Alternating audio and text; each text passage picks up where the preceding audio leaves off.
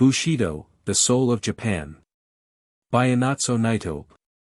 Dedication to my beloved Uncle Tokatoshi Ota, who taught me to revere the past and to admire the deeds of the samurai. I dedicate this little book. How do you find this book? Any thoughts about the book or the author? Any suggestion for improvement? Please take a moment to share your thoughts in a comment. If you like it, share it with your friends who might enjoy it as well. Subscribe to keep in touch. Visit CompleteAudiobooks.com for more quality content. Preface to the first edition. About 10 years ago, while spending a few days under the hospitable roof of the distinguished Belgian jurist, the lamented M. de Laveley, our conversation turned during one of our rambles, to the subject of religion. "Do you mean to say," asked the venerable professor, "that you have no religious instruction in your schools?" On my replying in the negative, he suddenly halted in astonishment, and in a voice which I shall not easily forget, he repeated, "No religion. How do you impart moral education?" The question stunned me at the time. I could give no ready answer, for the moral precepts I learned in my childhood days were not given in schools. And not until I began to analyze the different elements that formed my notions of right and wrong, did I find that it was Bushido that breathed them into my nostrils. The direct inception of this little book is due to the frequent queries put by my wife as to the reasons why such and such ideas and customs prevail in Japan. In my attempts to give satisfactory replies to M. de Laveley and to my wife, I found that without understanding feudalism and Bushido, the moral ideas of present Japan are a sealed volume. Taking advantage of enforced idleness on account of long illness, I put down in the order now presented to the public some of the answers given in our household conversation. They consist mainly of what I was taught and told in my youthful days, when feudalism was still in force. Between Lafcadio Hearn and Mrs.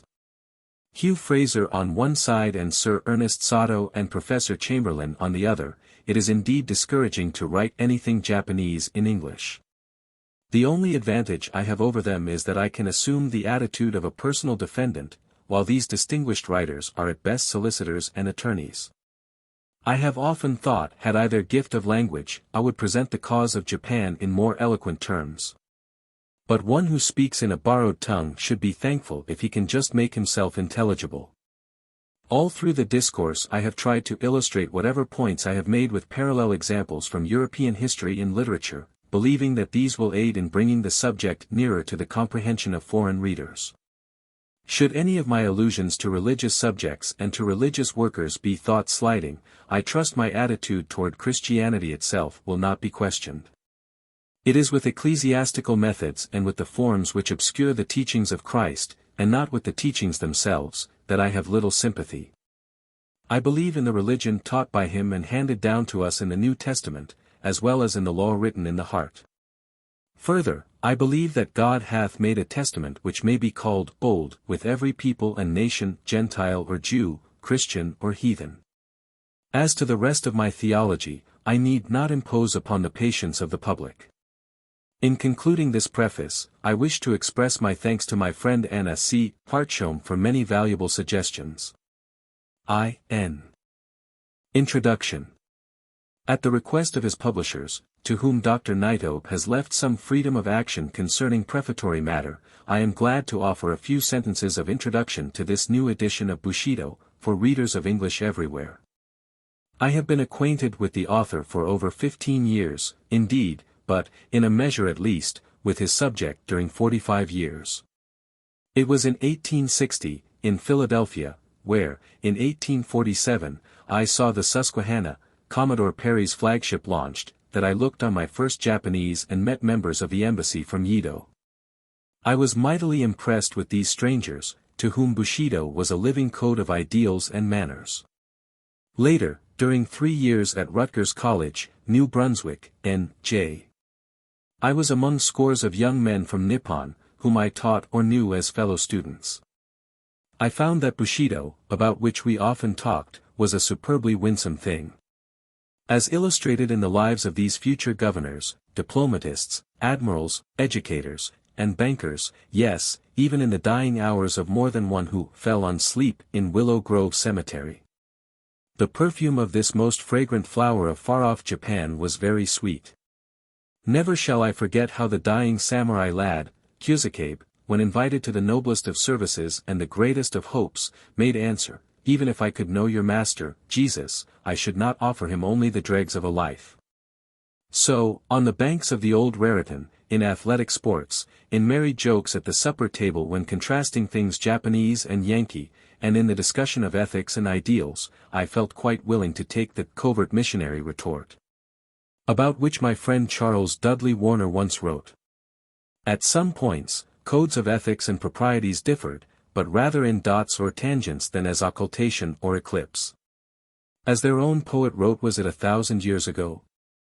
When in crossing a moor the dew-laden flowers brushed by his robe left their glittering drops on his brocade, on account of its perfume, I brushed not this moisture from my sleeve. Indeed, I was glad to get out of ruts, which are said to differ from graves only by their length. For, is not comparison the life of science and culture? Is it not true that, in the study of languages, ethics, religions, and codes of manners, he who knows but one knows none? Called, in 1870, to Japan as pioneer educator to introduce the methods and spirit of the American public school system, how glad I was to leave the capital, and at Fukui, in the province of Echizen, see pure feudalism in operation. There I looked on Bushido, not as an exotic, but in its native soil.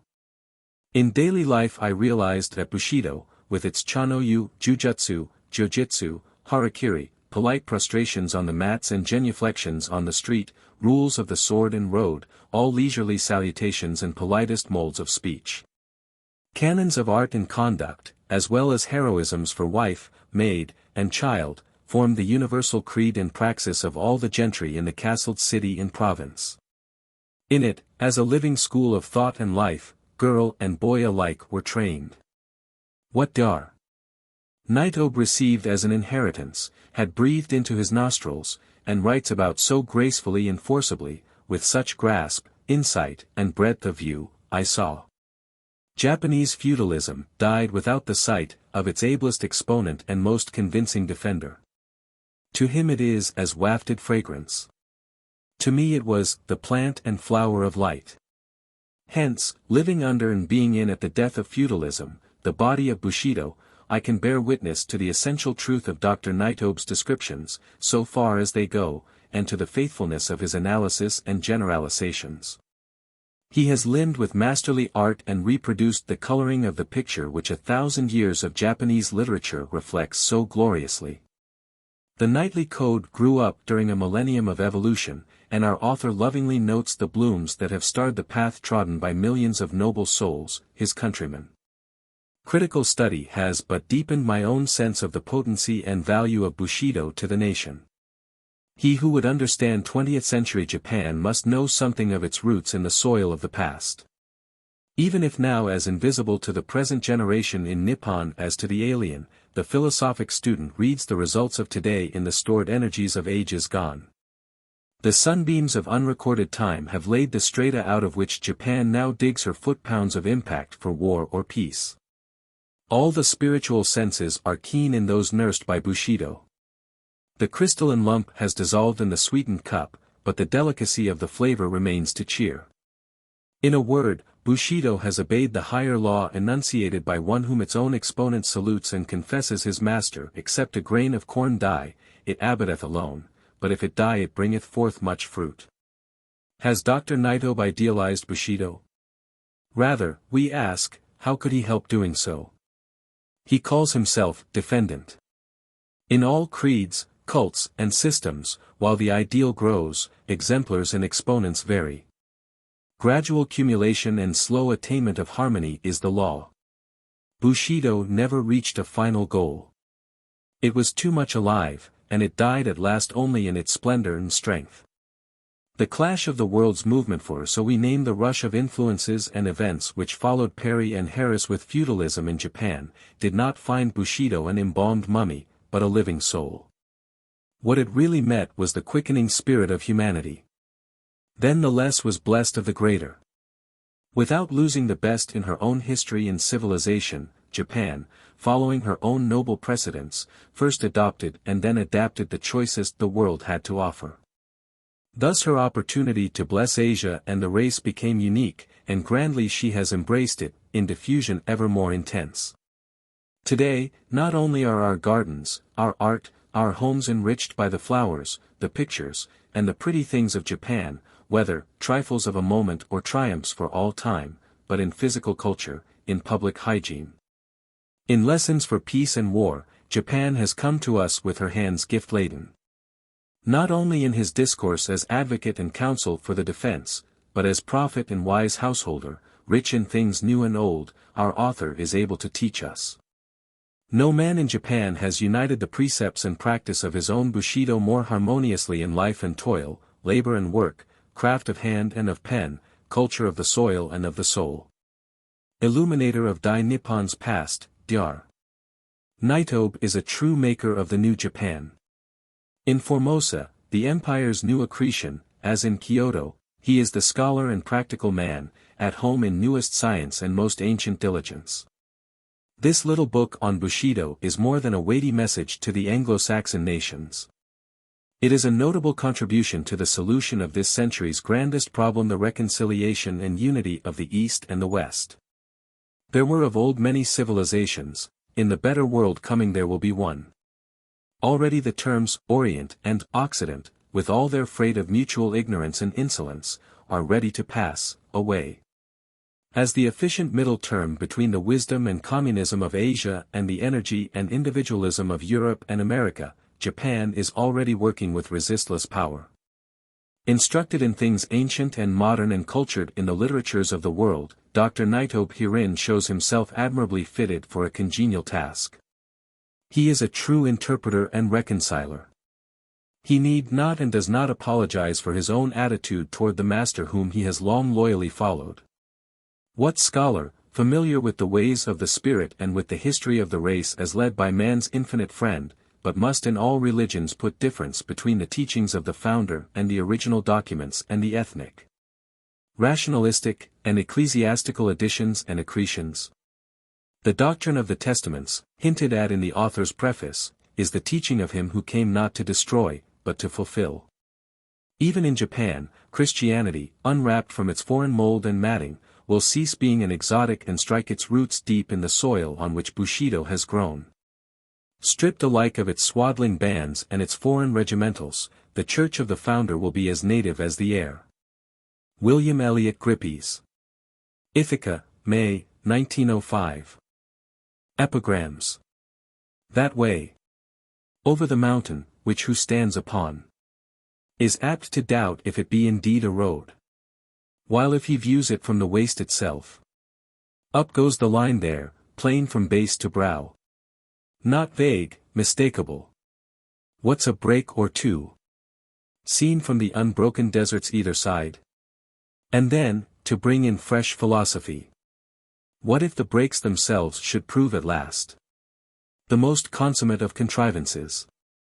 To train a man's eye, teach him what is faith. Robert Browning. Bishop Blougraham's Apology. There are, if I may so say, three powerful spirits, which have, from time to time, moved on the face of the waters, and given a predominant impulse to the moral sentiments and energies of mankind. These are the spirits of liberty, of religion, and of honor. Hallam. Europe in the Middle Ages. Chivalry is itself the poetry of life. Schlegel. Philosophy of History. Chapter 1. Bushido as an ethical system. Chivalry is a flower no less indigenous to the soil of Japan than its emblem, the cherry blossom, nor is it a dried-up specimen of an antique virtue preserved in the herbarium of our history. It is still a living object of power and beauty among us, and if it assumes no tangible shape or form, it not the less scents the moral atmosphere, and makes us aware that we are still under its potent spell. The conditions of society which brought it forth and nourished it have long disappeared. But as those far-off stars which once were and are not, still continue to shed their rays upon us, so the light of chivalry, which was a child of feudalism, still illuminates our moral path, surviving its mother institution. It is a pleasure to me to reflect upon this subject in the language of Burke, who uttered the well-known touching eulogy over the neglected beer of its European prototype. It argues a sad defect of information concerning the Far East, when so erudite a scholar as Dr. George Miller did not hesitate to affirm that, chivalry, or any other similar institution, has never existed either among the nations of antiquity or among the modern Orientals. To such ignorance, however, is amply excusable, as the third edition of The Good Doctors work appeared the same year that Commodore Perry was knocking at the portals of our exclusivism. More than a decade later, about the time that our feudalism was in the last throes of existence, Karl Marx, writing his Capital, called the attention of his readers to the peculiar advantage of studying the social and political institutions of feudalism, as then to be seen in living form only in Japan. I would likewise point the Western historical and ethical student to the study of chivalry in the Japan of the present. Enticing as is an historical disquisition on the comparison between European and Japanese feudalism and chivalry, it is not the purpose of this paper to enter into it at length. My attempt is rather to relate firstly, the origin and sources of our chivalry, secondly, its character and teaching, thirdly, its influence among the masses, and, fourthly, the continuity and permanence of its influence. Of these several points, the first will be only brief and cursory, or else I should have to take my readers into the devious paths of our national history. The second will be dwelt upon at greater length, as being most likely to interest students of international ethics and comparative ethology in our ways of thought and action, and the rest will be dealt with as corollaries. The Japanese word which I have roughly rendered chivalry, is, in the original, more expressive than horsemanship. Bushido means literally military knight ways, the ways which fighting nobles should observe in their daily life as well as in their vocation, in a word, the precepts of knighthood, the noblesse oblige of the warrior class. Having thus given its literal significance, I may be allowed henceforth to use the word in the original. The use of the original term is also advisable for this reason, that a teaching so circumscribed and unique, engendering a cast of mind and character so peculiar, so local, must wear the badge of its singularity on its face. Then, some words have a national timbre so expressive of race characteristics that the best of translators can do them but scant justice, not to say positive injustice and grievance. Who can improve by translation what the German Gemüth signifies, or who does not feel the difference between the two words verbally so closely allied as the English gentleman and the French gentilhomme? Bushido, then, is the code of moral principles which the knights were required or instructed to observe. It is not a written code. At best it consists of a few maxims handed down from mouth to mouth or coming from the pen of some well-known warrior or savant. More frequently it is a code unuttered and unwritten, possessing all the more the powerful sanction of veritable deed, and of a law written on the fleshly tablets of the heart. It was founded not on the creation of one brain, however able, or on the life of a single personage, however renowned. It was an organic growth of decades and centuries of military career.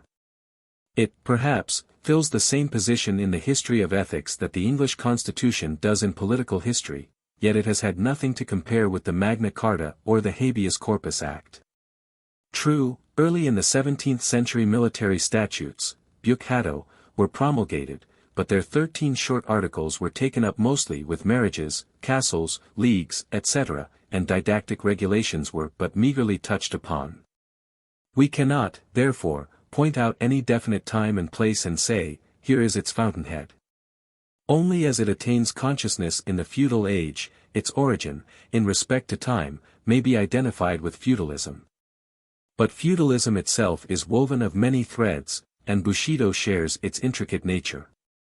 As in England the political institutions of feudalism may be said to date from the Norman conquest, so we may say that in Japan its rise was simultaneous with the ascendancy of Yoritomo, late in the 12th century.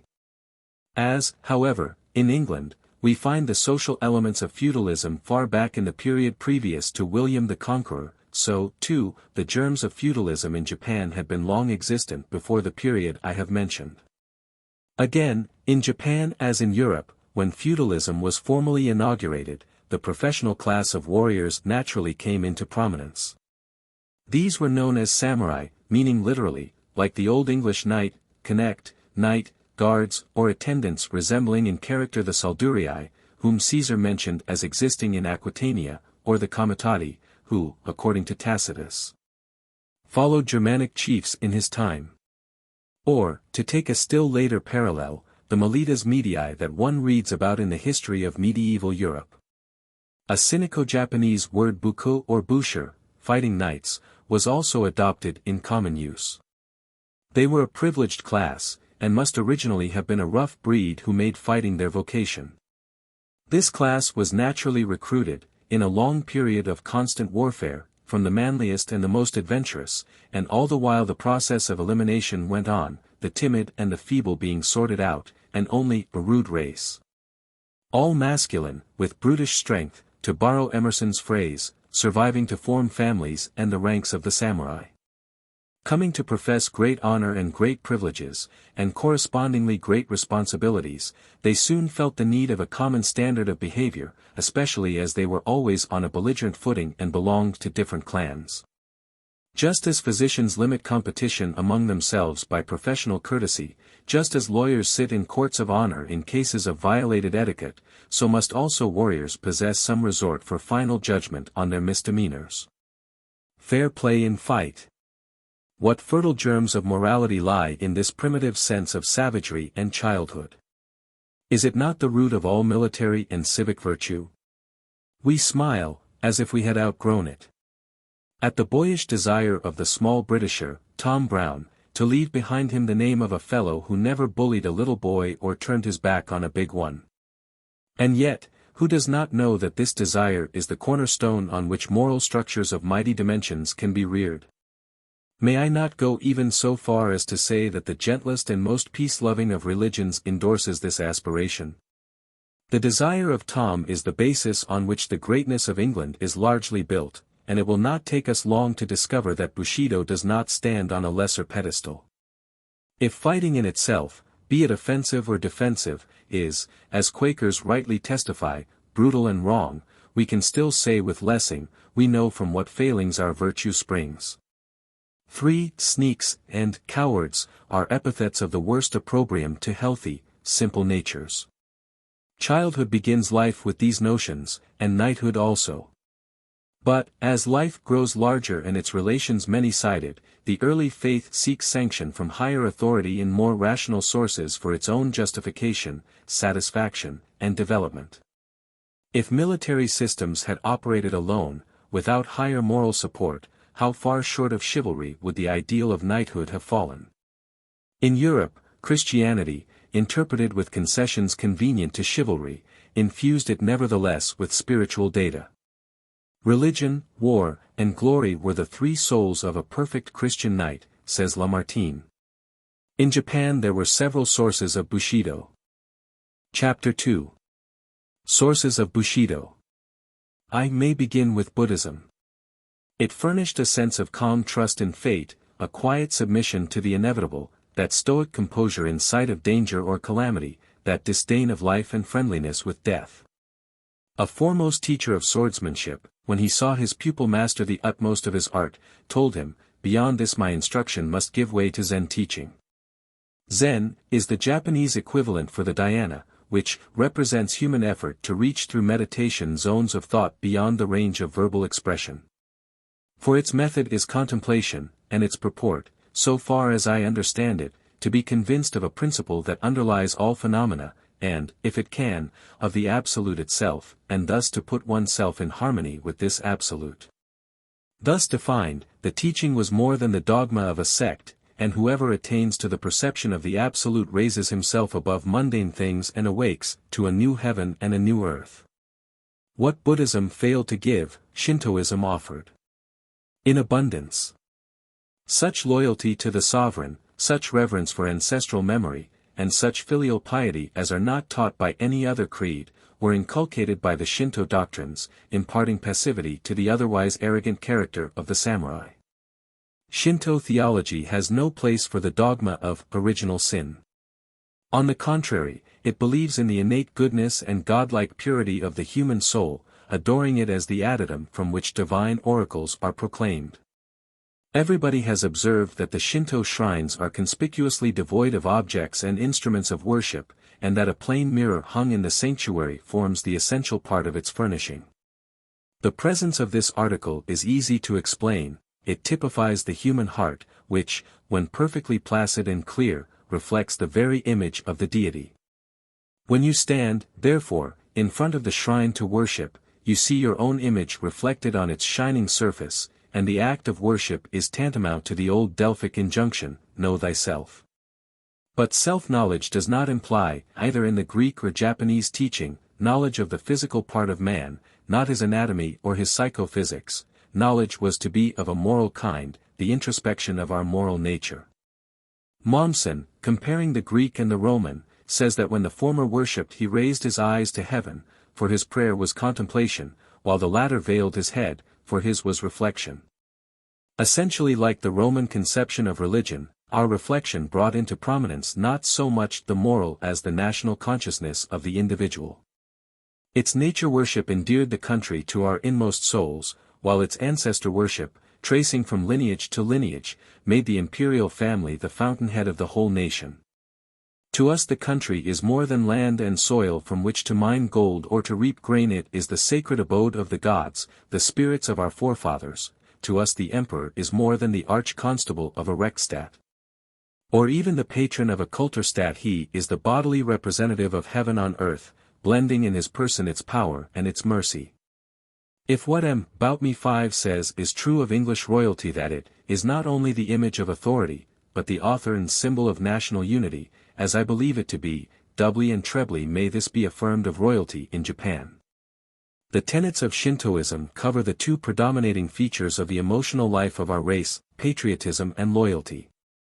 Arthur Maynap very truly says, in Hebrew literature it is often difficult to tell whether the writer is speaking of God or of the Commonwealth, of heaven or of Jerusalem, of the Messiah or of the nation itself. 6. A similar confusion may be noticed in the nomenclature of our national faith. I said confusion, because it will be so deemed by a logical intellect on account of its verbal ambiguity.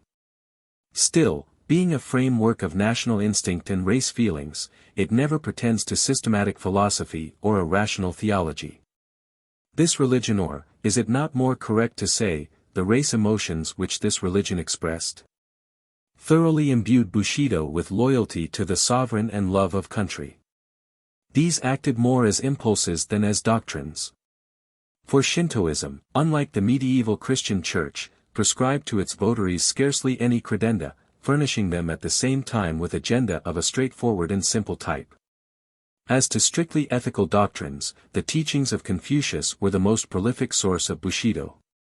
His enunciation of the 5 moral relations between master and servant, the governing and the governed, father and son, husband and wife, older and younger brother, and between friend and friend, was but a confirmation of what the race instinct had recognized before his writings were introduced from China. The calm, benignant and worldly-wise character of his politico-ethical precepts was particularly well suited to the samurai, who formed the ruling class. His aristocratic and conservative tone was well adapted to the requirements of these warrior statesmen. Next to Confucius, Mencius exercised an immense authority over Bushido. His forcible and often quite democratic theories were exceedingly taking to sympathetic natures, and they were even thought dangerous to, and subversive of, the existing social order, hence his works were for a long time under censure.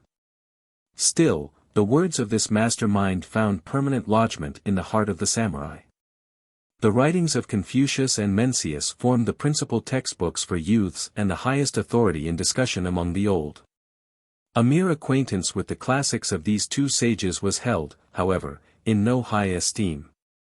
A common proverb ridicules one who has only an intellectual knowledge of Confucius, as a man ever studious but ignorant of analects. A typical samurai calls a literary savant a book-smelling sot. Another compares learning to an ill-smelling vegetable that must be boiled and boiled before it is fit for use. A man who has read little smells a little pedantic, and a man who has read much smells yet more so, both are alike unpleasant. The writer meant thereby that knowledge becomes really such only when it is assimilated in the mind of the learner and shows in his character. An intellectual specialist was considered a machine. Intellect itself was considered subordinate to ethical emotion. Man and the universe were conceived to be alike spiritual and ethical. Bushido could not accept the judgment of Huxley, that the cosmic process was unmoral. Bushido made light of knowledge of such. It was not pursued as an end in itself, but as a means to the attainment of wisdom. Hence, he who stopped short of this end was regarded no higher than a convenient machine, which could turn out poems and maxims at bidding. Thus, knowledge was conceived as identical with its practical application in life. And this Socratic doctrine found its greatest exponent in the Chinese philosopher, Wan Yangming, who never wearies of repeating, to know and to act are one and the same. I beg leave for a moment's digression while I am on this subject, inasmuch as some of the noblest types of Bushi were strongly influenced by the teachings of this sage. Western readers will easily recognize in his writings many parallels to the New Testament. Making allowance for the terms peculiar to either teaching, the passage, "Seek ye first the kingdom of God and his righteousness. And all these things shall be added unto you," conveys a thought that may be found on almost any page of Wan Yangming. A Japanese disciple 7 of his says, "The Lord of heaven and earth, of all living beings, dwelling in the heart of man, becomes his mind, kokoro." Hence a mind is a living thing, and is ever luminous, and again, the spiritual light of our essential being is pure, and is not affected by the will of man. Spontaneously springing up in our mind, it shows what is right and wrong, it is then called conscience, it is even the light that proceedeth from the God of heaven. How very much do these words sound like some passages from Isaac Pennington or other philosophic mystics. I am inclined to think that the Japanese mind, as expressed in the simple tenets of the Shinto religion, was particularly open to the reception of Yangming's precepts. He carried his doctrine of the infallibility of conscience to extreme transcendentalism, attributing to it the faculty to perceive, not only the distinction between right and wrong, but also the nature of psychical facts and physical phenomena. He went as far as, if not farther than, Berkeley and Fichte, in idealism, denying the existence of things outside of human ken. If his system had all the logical errors charged to solipsism, it had all the efficacy of strong conviction, and its moral import in developing individuality of character and equanimity of temper cannot be gainsaid. Thus, whatever the sources, the essential principles which Bushido imbibed from them and assimilated to itself, were few and simple. Few and simple as these were, they were sufficient to furnish a safe conduct of life even through the unsafest days of the most unsettled period of our nation's history. The wholesome unsophisticated nature of our warrior ancestors derived ample food for their spirit from a sheaf of commonplace and fragmentary teachings, gleaned as it were on the highways and byways of ancient thought, and, stimulated by the demands of the age, formed from these gleanings a new and unique type of manhood. An acute French savant, M. de la Mazelière, thus sums up his impressions of the 16th century: toward the middle of the 16th century, all is confusion in Japan, in the government, in society, in the church.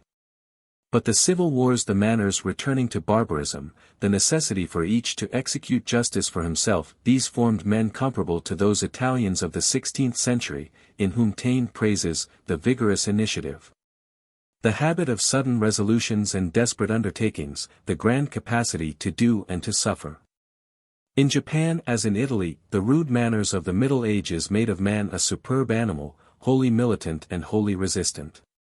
And this is why the 16th century displays in the highest degree the principal quality of the Japanese race, that great diversity which one finds there between minds, esprits, as well as between temperaments. While in India and even in China men seem to differ chiefly in degree of energy or intelligence, in Japan they differ by originality of character as well. Now, individuality is the sign of superior races and of civilizations already developed. If we make use of an expression dear to Nietzsche, we might say that in Asia, to speak of humanity is to speak of its plains; in Japan as in Europe, one represents it above all by its mountains. To the pervading characteristics of the men of whom M. de la Mazelière writes, let us now address ourselves. I shall begin with Rectitude. Chapter 3. Rectitude or Justice. Here we discern the most cogent precept in the code of the samurai. Nothing is more loathsome to him than underhand dealings and crooked undertakings. The conception of rectitude may be erroneous, it may be narrow. A well-known Bushido defines it as a power of resolution. Rectitude is the power of deciding upon a certain course of conduct in accordance with reason, without wavering, to die when it is right to die, to strike when to strike is right. Another speaks of it in the following terms: rectitude is the bone that gives firmness and stature. As without bones the head cannot rest on the top of the spine, nor hands move nor feet stand, so without rectitude neither talent nor learning can make of a human frame a samurai. With it the lack of accomplishments is as nothing. Mencius calls benevolence man's mind, and rectitude or righteousness his path. How lamentable, he exclaims, is it to neglect the path and not pursue it, to lose the mind and not know to seek it again. When men's fowls and dogs are lost, they know to seek for them again, but they lose their mind and do not know to seek for it. Have we not here, as in a glass darkly, a parable propounded 300 years later in another clime and by a greater teacher, who called himself the way of righteousness, through whom the lost could be found? But I stray from my point. Righteousness, according to Mencius, is a straight and narrow path which a man ought to take to regain the lost paradise. Even in the latter days of feudalism, when the long continuance of peace brought leisure into the life of the warrior class, and with it dissipations of all kinds and accomplishments of gentle arts, the epithet Gishi, a man of rectitude, was considered superior to any name that signified mastery of learning or art. The 47 faithfuls of whom so much is made in our popular education are known in common parlance as the 47 Gishi. In times when cunning artifice was liable to pass for military tact and downright falsehood for ruse de guerre, this manly virtue, frank and honest, was a jewel that shone the brightest and was most highly praised. Rectitude is a twin brother to valor, another martial virtue. But before proceeding to speak of valor, let me linger a little while on what I may term a derivation from rectitude, which, at first deviating slightly from its original, became more and more removed from it, until its meaning was perverted in the popular acceptance. I speak of Giri, literally the right reason, but which came in time to mean a vague sense of duty which public opinion expects an incumbent to fulfill. In its original and unalloyed sense, it meant duty, pure and simple. Hence, we speak of the giri we owe to parents, to superiors, to inferiors, to society at large, and so forth. In these instances giri is duty. For what else is duty than what right reason demands and commands us to do? Should not right reason be our categorical imperative? Giri primarily meant no more than duty, and I dare say its etymology was derived from the fact, that in our conduct, say to our parents, though love should be the only motive, lacking that, there must be some other authority to enforce filial piety. And they formulated this authority in giri.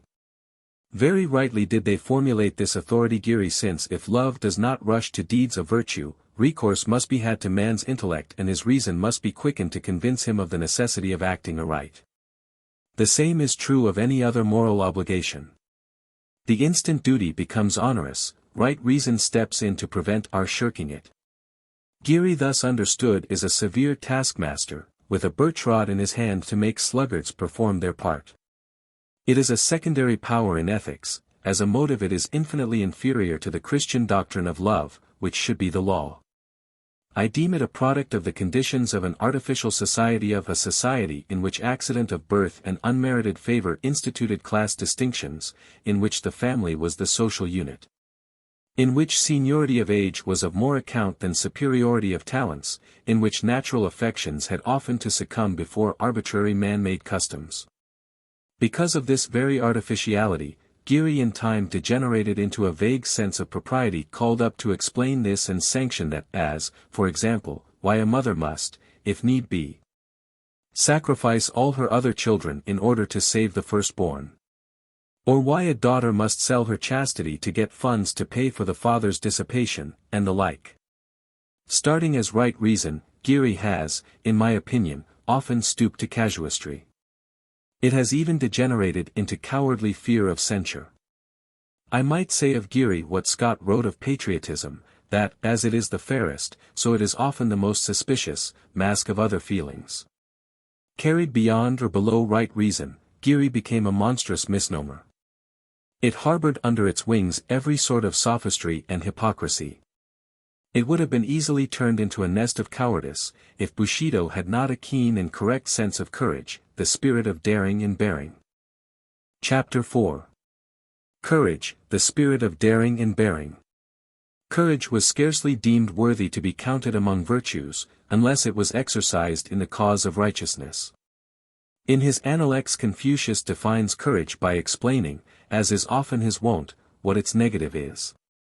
Perceiving what is right, he says, and doing it not, argues lack of courage.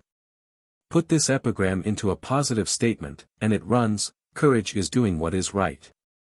To run all kinds of hazards, to jeopard one's self, to rush into the jaws of death, these are too often identified with valor, and in the profession of arms such rashness of conduct, what Shakespeare calls valor misbegot, is unjustly applauded. But not so in the precepts of knighthood. Death for a cause unworthy of dying for, was called a dog's death.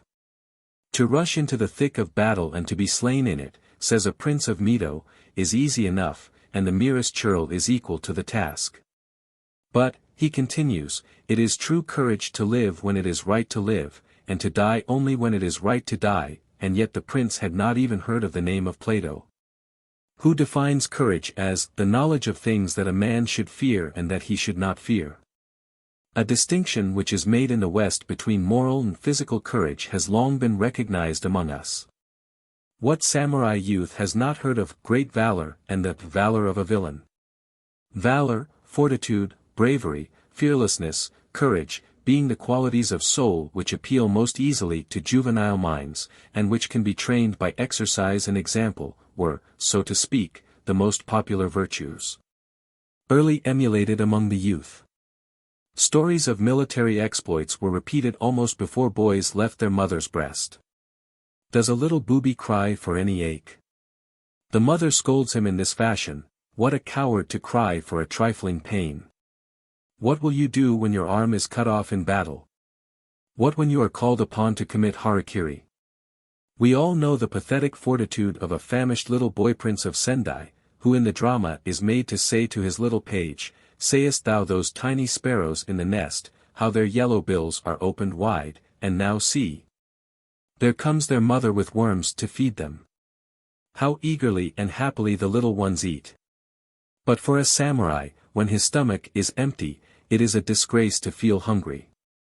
Anecdotes of fortitude and bravery abound in nursery tales, though stories of this kind are not by any means the only method of early imbuing the spirit with daring and fearlessness. Parents, with sternness sometimes verging on cruelty, set their children to tasks that called forth all the pluck that was in them. Bears hurl their cubs down the gorge, they said. Samurai's sons were let down to steep valleys of hardship, and spurred to Sisyphus-like tasks. Occasional deprivation of food or exposure to cold, was considered a highly efficacious test for inuring them to endurance. Children of tender age were sent among utter strangers with some message to deliver, were made to rise before the sun, and before breakfast attend to their reading exercises, walking to their teachers with bare feet in the cold of winter. They frequently once or twice a month, as on the festival of a god of learning, came together in small groups and passed the night without sleep, in reading aloud by turns. Pilgrimages to all sorts of uncanny places, to execution grounds, to graveyards, to houses reputed of being haunted, were favorite pastimes of the young.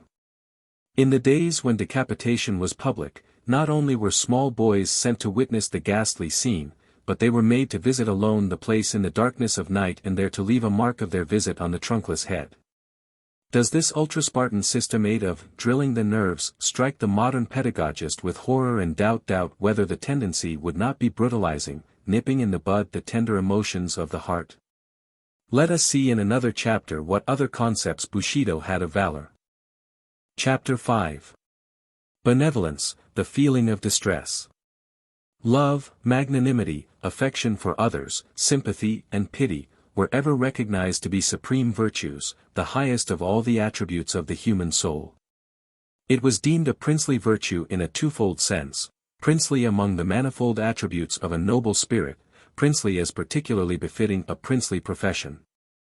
We needed no Shakespeare to feel though, perhaps, like the rest of the world, we needed him to express it that mercy became a monarch better than his crown, that it was above his sceptred sway. How often both Confucius and Mencius repeat the highest requirement of a ruler of men to consist in benevolence.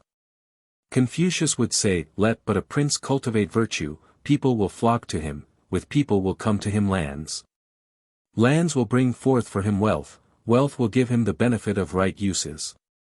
Virtue is the root, and wealth an outcome." Again, never has there been a case of a sovereign loving benevolence, and the people not loving righteousness. Mencius follows close at his heels and says, "Instances are on record where individuals attain to supreme power in a single state, without benevolence, but never have I heard of a whole empire falling into the hands of one who lacked this virtue. Also, it is impossible that any one should become ruler of the people to whom they have not yielded the subjection of their hearts." Both define this indispensable requirement in a ruler by saying, benevolence is man. Under the regime of feudalism, which could easily degenerate into militarism, it was to benevolence that we owed our deliverance from despotism of the worst kind. An utter surrender of life and limb on the part of the governed would have left nothing for the governing but self-will, and this has for its natural consequence the growth of that absolutism so often called Oriental despotism. As though there were no despots of Occidental history. Let it be far from me to uphold despotism of any sort, but it is a mistake to identify feudalism with it. When Frederick the Great wrote that, "Kings are the first servants of the state," jurists thought rightly that a new era was reached in the development of freedom. Strangely coinciding in time, in the backwoods of northwestern Japan, Yosen of Yonezawa made exactly the same declaration, showing that feudalism was not all tyranny and oppression. A feudal prince, although unmindful of owing reciprocal obligations to his vassals, felt a higher sense of responsibility to his ancestors and to heaven. He was a father to his subjects, whom heaven entrusted to his care. According to the ancient Chinese book of poetry, until the house of Yin lost the hearts of the people, they could appear before heaven. And Confucius in his great learning taught, when the prince loves what the people love and hates what the people hate, then is he what is called the parent of the people. Thus are public opinion and monarchical will or democracy and absolutism merged one in the other. Thus also, in a sense not usually assigned to the term, Bushido accepted and corroborated paternal government paternal also as opposed to the less interested avuncular government. Uncle Sam's, to wit. The difference between a despotic and a paternal government lies in this, that in the one the people obey reluctantly, while in the other they do so with that proud submission, that dignified obedience, that subordination of heart which kept alive, even in servitude itself, the spirit of exalted freedom. 9. The old saying is not entirely false which called the King of England the King of Devils, because of his subjects' often insurrections against, and depositions of, their princes, and which made the French monarch the King of Asses. Because of their infinite taxes and impositions, but which gave the title of the King of Men to the Sovereign of Spain, because of his subjects' willing obedience. But enough. Virtue and absolute power may strike the Anglo-Saxon mind as terms which it is impossible to harmonize. Pobedonostsev has clearly set forth before us the contrast in the foundations of English and other European communities. Namely, that these were organized on the basis of common interest, while that was distinguished by a strongly developed independent personality. What this Russian statesman says of the personal dependence of individuals on some social alliance and in the end of ends on the state, among the continental nations of Europe and particularly among Slavonic peoples, is doubly true of the Japanese. Hence not only is a free exercise of monarchical power not felt as heavily by us as in Europe, but it is generally moderated by paternal consideration for the feelings of the people. Absolutism, says Bismarck, primarily demands in the ruler impartiality, honesty, devotion to duty, energy and inward humility. If I may be allowed to make one more quotation on this subject, I will cite from the speech of the German Emperor at Koblenz, in which he spoke of kingship, by the grace of God, with its heavy duties. Its tremendous responsibilities to the Creator alone, from which no man, no minister, no parliament, can release the monarch. We knew benevolence was a tender virtue and mother-like. If upright rectitude and stem justice were peculiarly masculine, mercy had the gentleness and the persuasiveness of a feminine nature. We were warned against indulging in indiscriminate charity, without seasoning it with justice and rectitude. Massimian expressed it well in his oft-quoted aphorism, rectitude carried to excess hardens into stiffness. Benevolence indulged beyond measure sinks into weakness. Fortunately mercy was not so rare as it was beautiful, for it is universally true that, the bravest are the tenderest, the loving are the daring. Bushi no Nazake, the tenderness of a warrior had a sound which appealed at once to whatever was noble in us. Not that the mercy of a samurai was generically different from the mercy of any other being, but because it implied mercy where mercy was not a blind impulse, but where it recognized due regard to justice. And where mercy did not remain merely a certain state of mind, but where it was backed with power to save or kill. As economists speak of demand as being effectual or ineffectual, similarly we may call the mercy of Bushi effectual, since it implied the power of acting for the good or detriment of the recipient. Priding themselves as they did in their brute strength and privileges to turn it into account, the samurai gave full consent to what Mencius taught concerning the power of love. Benevolence, he says, brings under its sway whatever hinders its power, just as water subdues fire. They only doubt the power of water to quench flames who try to extinguish with a cupful a whole burning wagon-load of faggots. He also says that, the feeling of distress is the root of benevolence, therefore a benevolent man is ever mindful of those who are suffering and in distress. Thus did Mencius long anticipate Adam Smith, who founds his ethical philosophy on sympathy.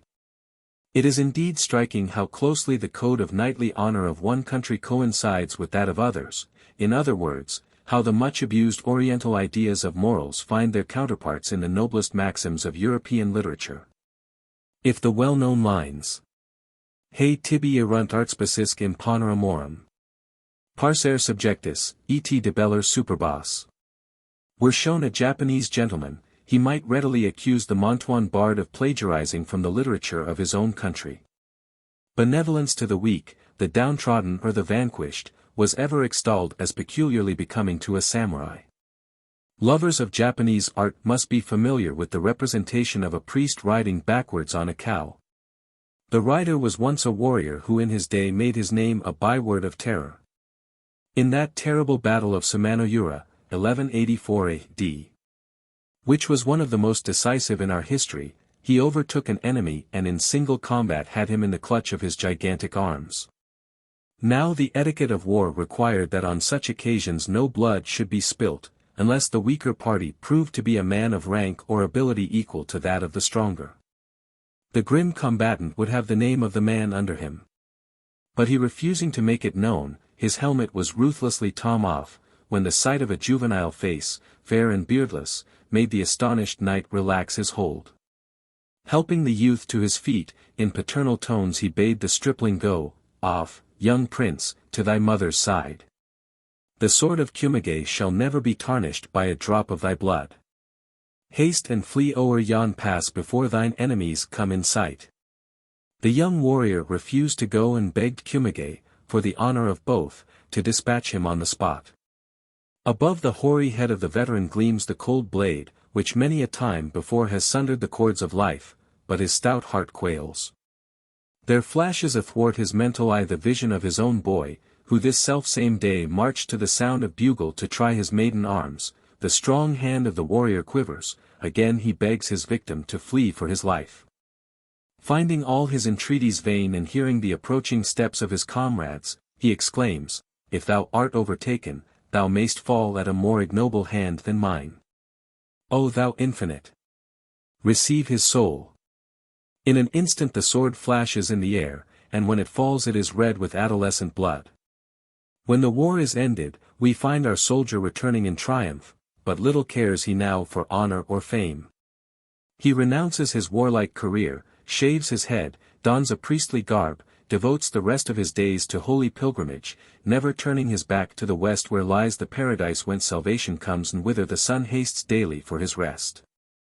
Critics may point out flaws in this story, which is casuistically vulnerable.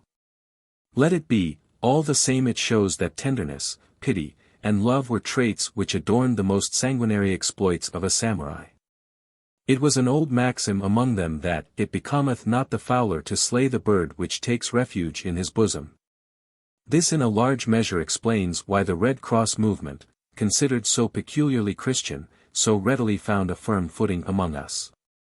Decades before we heard of the Geneva Convention, Bakin, our greatest novelist, had familiarized us with the medical treatment of a fallen foe. In the Principality of Satsuma, noted for its martial spirit and education, the custom prevailed for young men to practice music. Not the blast of trumpets or the beat of drums, those clamorous harbingers of blood and death, stirring us to imitate the actions of a tiger, but sad and tender melodies on the biwa-ten soothing our fiery spirits, drawing our thoughts away from scent of blood and scenes of carnage. Polybius tells us of the constitution of Arcadia, which required all youths under 30 to practice music, in order that this gentle art might alleviate the rigors of the inclement region. It is to its influence that he attributes the absence of cruelty in that part of the Arcadian mountains. Nor was Satsuma the only place in Japan where gentleness was inculcated among the warrior class. A prince of Shirakawa jots down his random thoughts, and among them is the following: though they come stealing to your bedside in the silent watches of the night, drive not away, but rather cherish these the fragrance of flowers, the sound of distant bells, the insect hummings of a frosty night.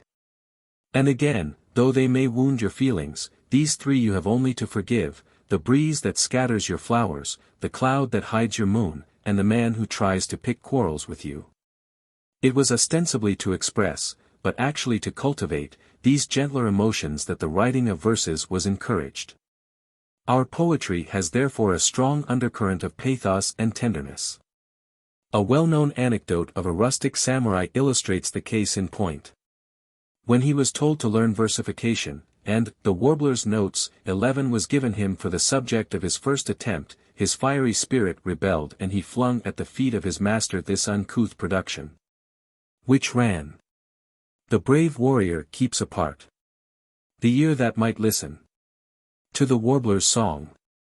His master, undaunted by the crude sentiment, continued to encourage the youth, until one day the music of his soul was awakened to respond to the sweet notes of the ugisu, and he wrote: "Stands the warrior, mailed and strong, to hear the ugisu's song, warbled sweet the trees among."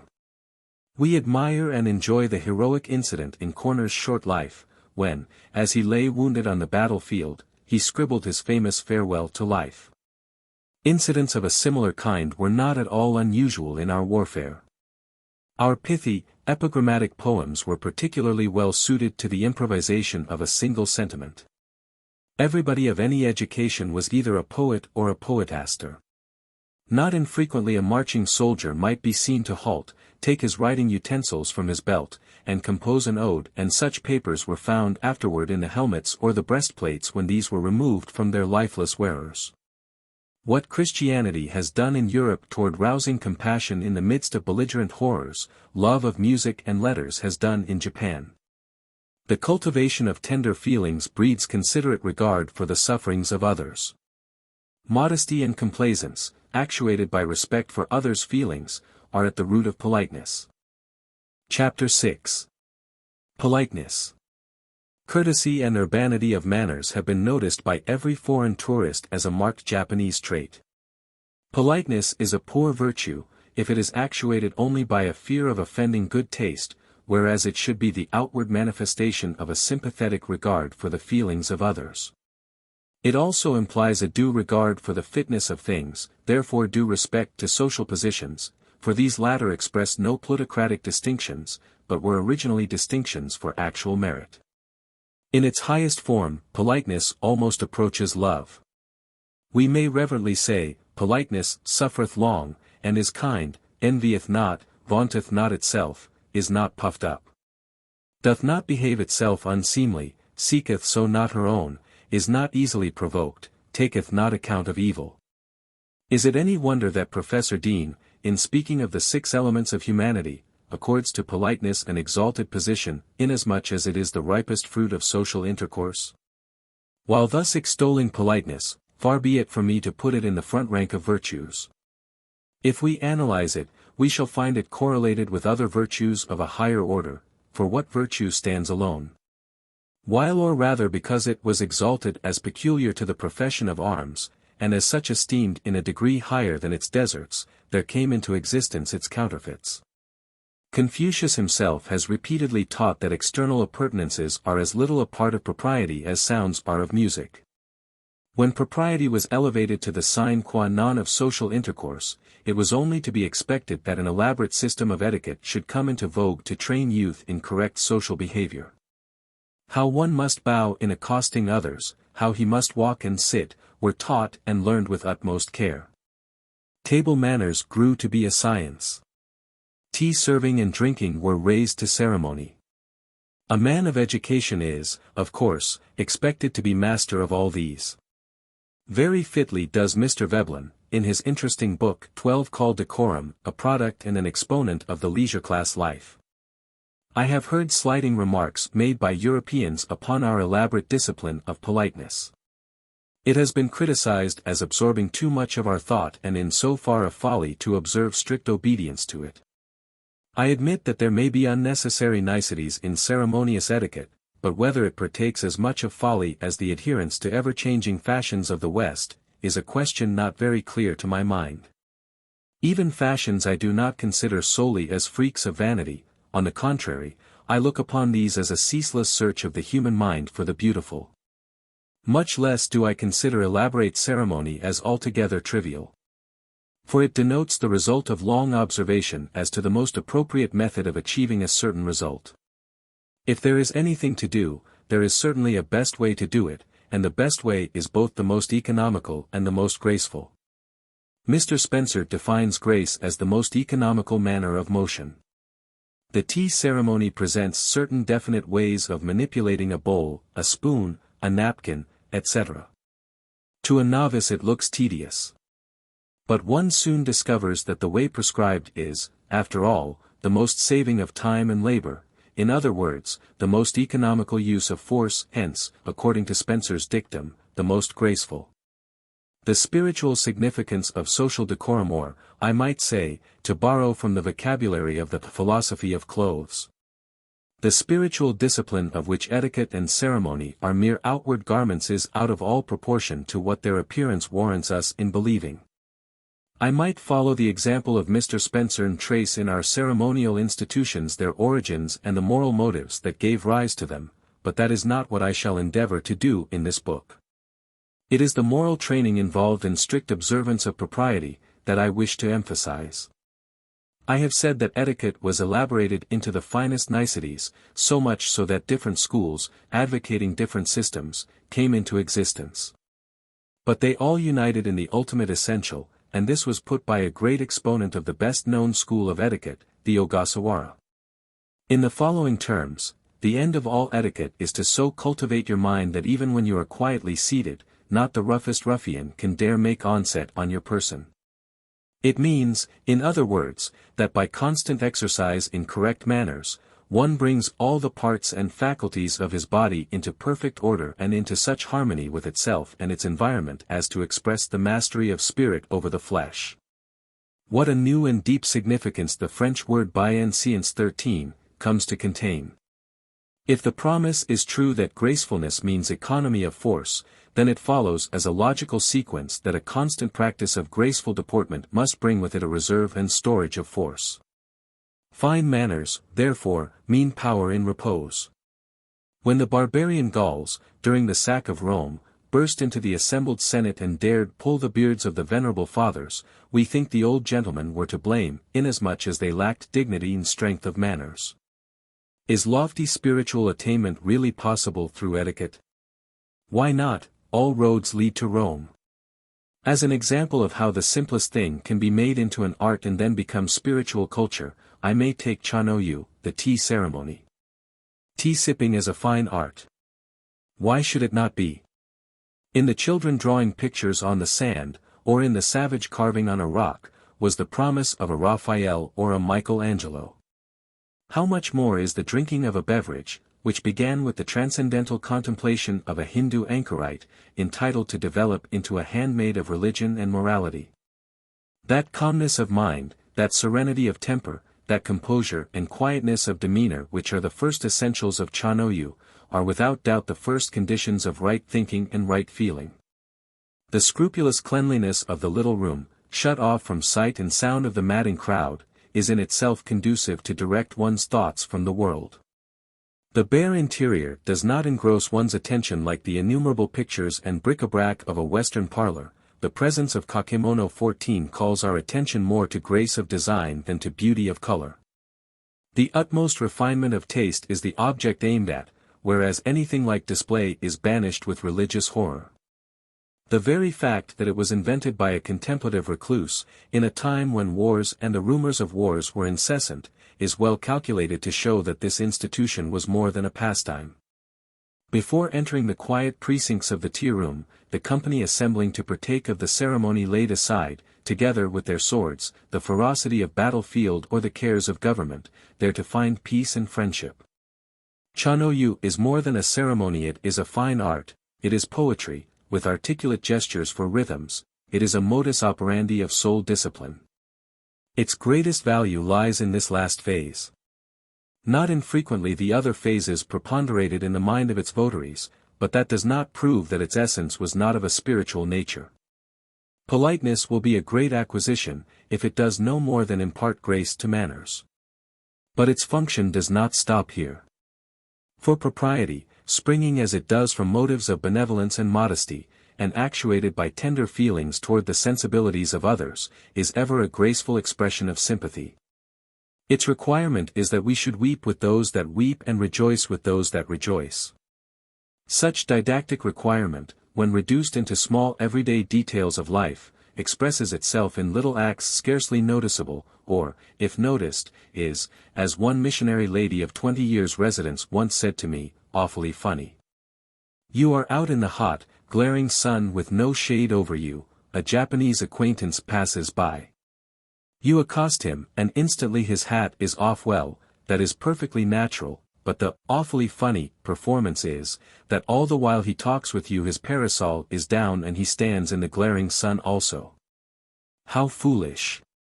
Yes, exactly so, provided the motive were less than this. You are in the sun, I sympathize with you, I would willingly take you under my parasol if it were large enough, or if we were familiarly acquainted. As I cannot shade you, I will share your discomforts. Little acts of this kind, equally or more amusing, are not mere gestures or conventionalities. They are the bodying forth of thoughtful feelings for the comfort of others. Another, awfully funny, custom is dictated by our canons of politeness, but many superficial writers on Japan have dismissed it by simply attributing it to the general topsy-turviness of the nation. Every foreigner who has observed it will confess the awkwardness he felt in making proper reply upon the occasion. In America, when you make a gift, you sing its praises to the recipient. In Japan we depreciate or slander it. The underlying idea with you is, this is a nice gift. If it were not nice I would not dare give it to you, for it will be an insult to give you anything but what is nice. In contrast to this, our logic runs, you are a nice person, and no gift is nice enough for you. You will not accept anything I can lay at your feet except as a token of my goodwill, so accept this, not for its intrinsic value, but as a token. It will be an insult to your worth to call the best gift good enough for you. Place the two ideas side by side, and we see that the ultimate idea is one and the same. Neither is awfully funny. The American speaks of the material which makes the gift. The Japanese speaks of the spirit which prompts the gift. It is perverse reasoning to conclude, because our sense of propriety shows itself in all the smallest ramifications of our deportment. To take the least important of them and uphold it as the type, and pass judgment upon the principle itself. Which is more important, to eat or to observe rules of propriety about eating? A Chinese sage answers, if you take a case where the eating is all important, and the observing the rules of propriety is of little importance, and compare them together, why not merely say that the eating is of the more importance? Metal is heavier than feathers, but does that saying have reference to a single clasp of metal and a wagon load of feathers? Take a piece of wood a foot thick and raise it above the pinnacle of a temple, none would call it taller than the temple.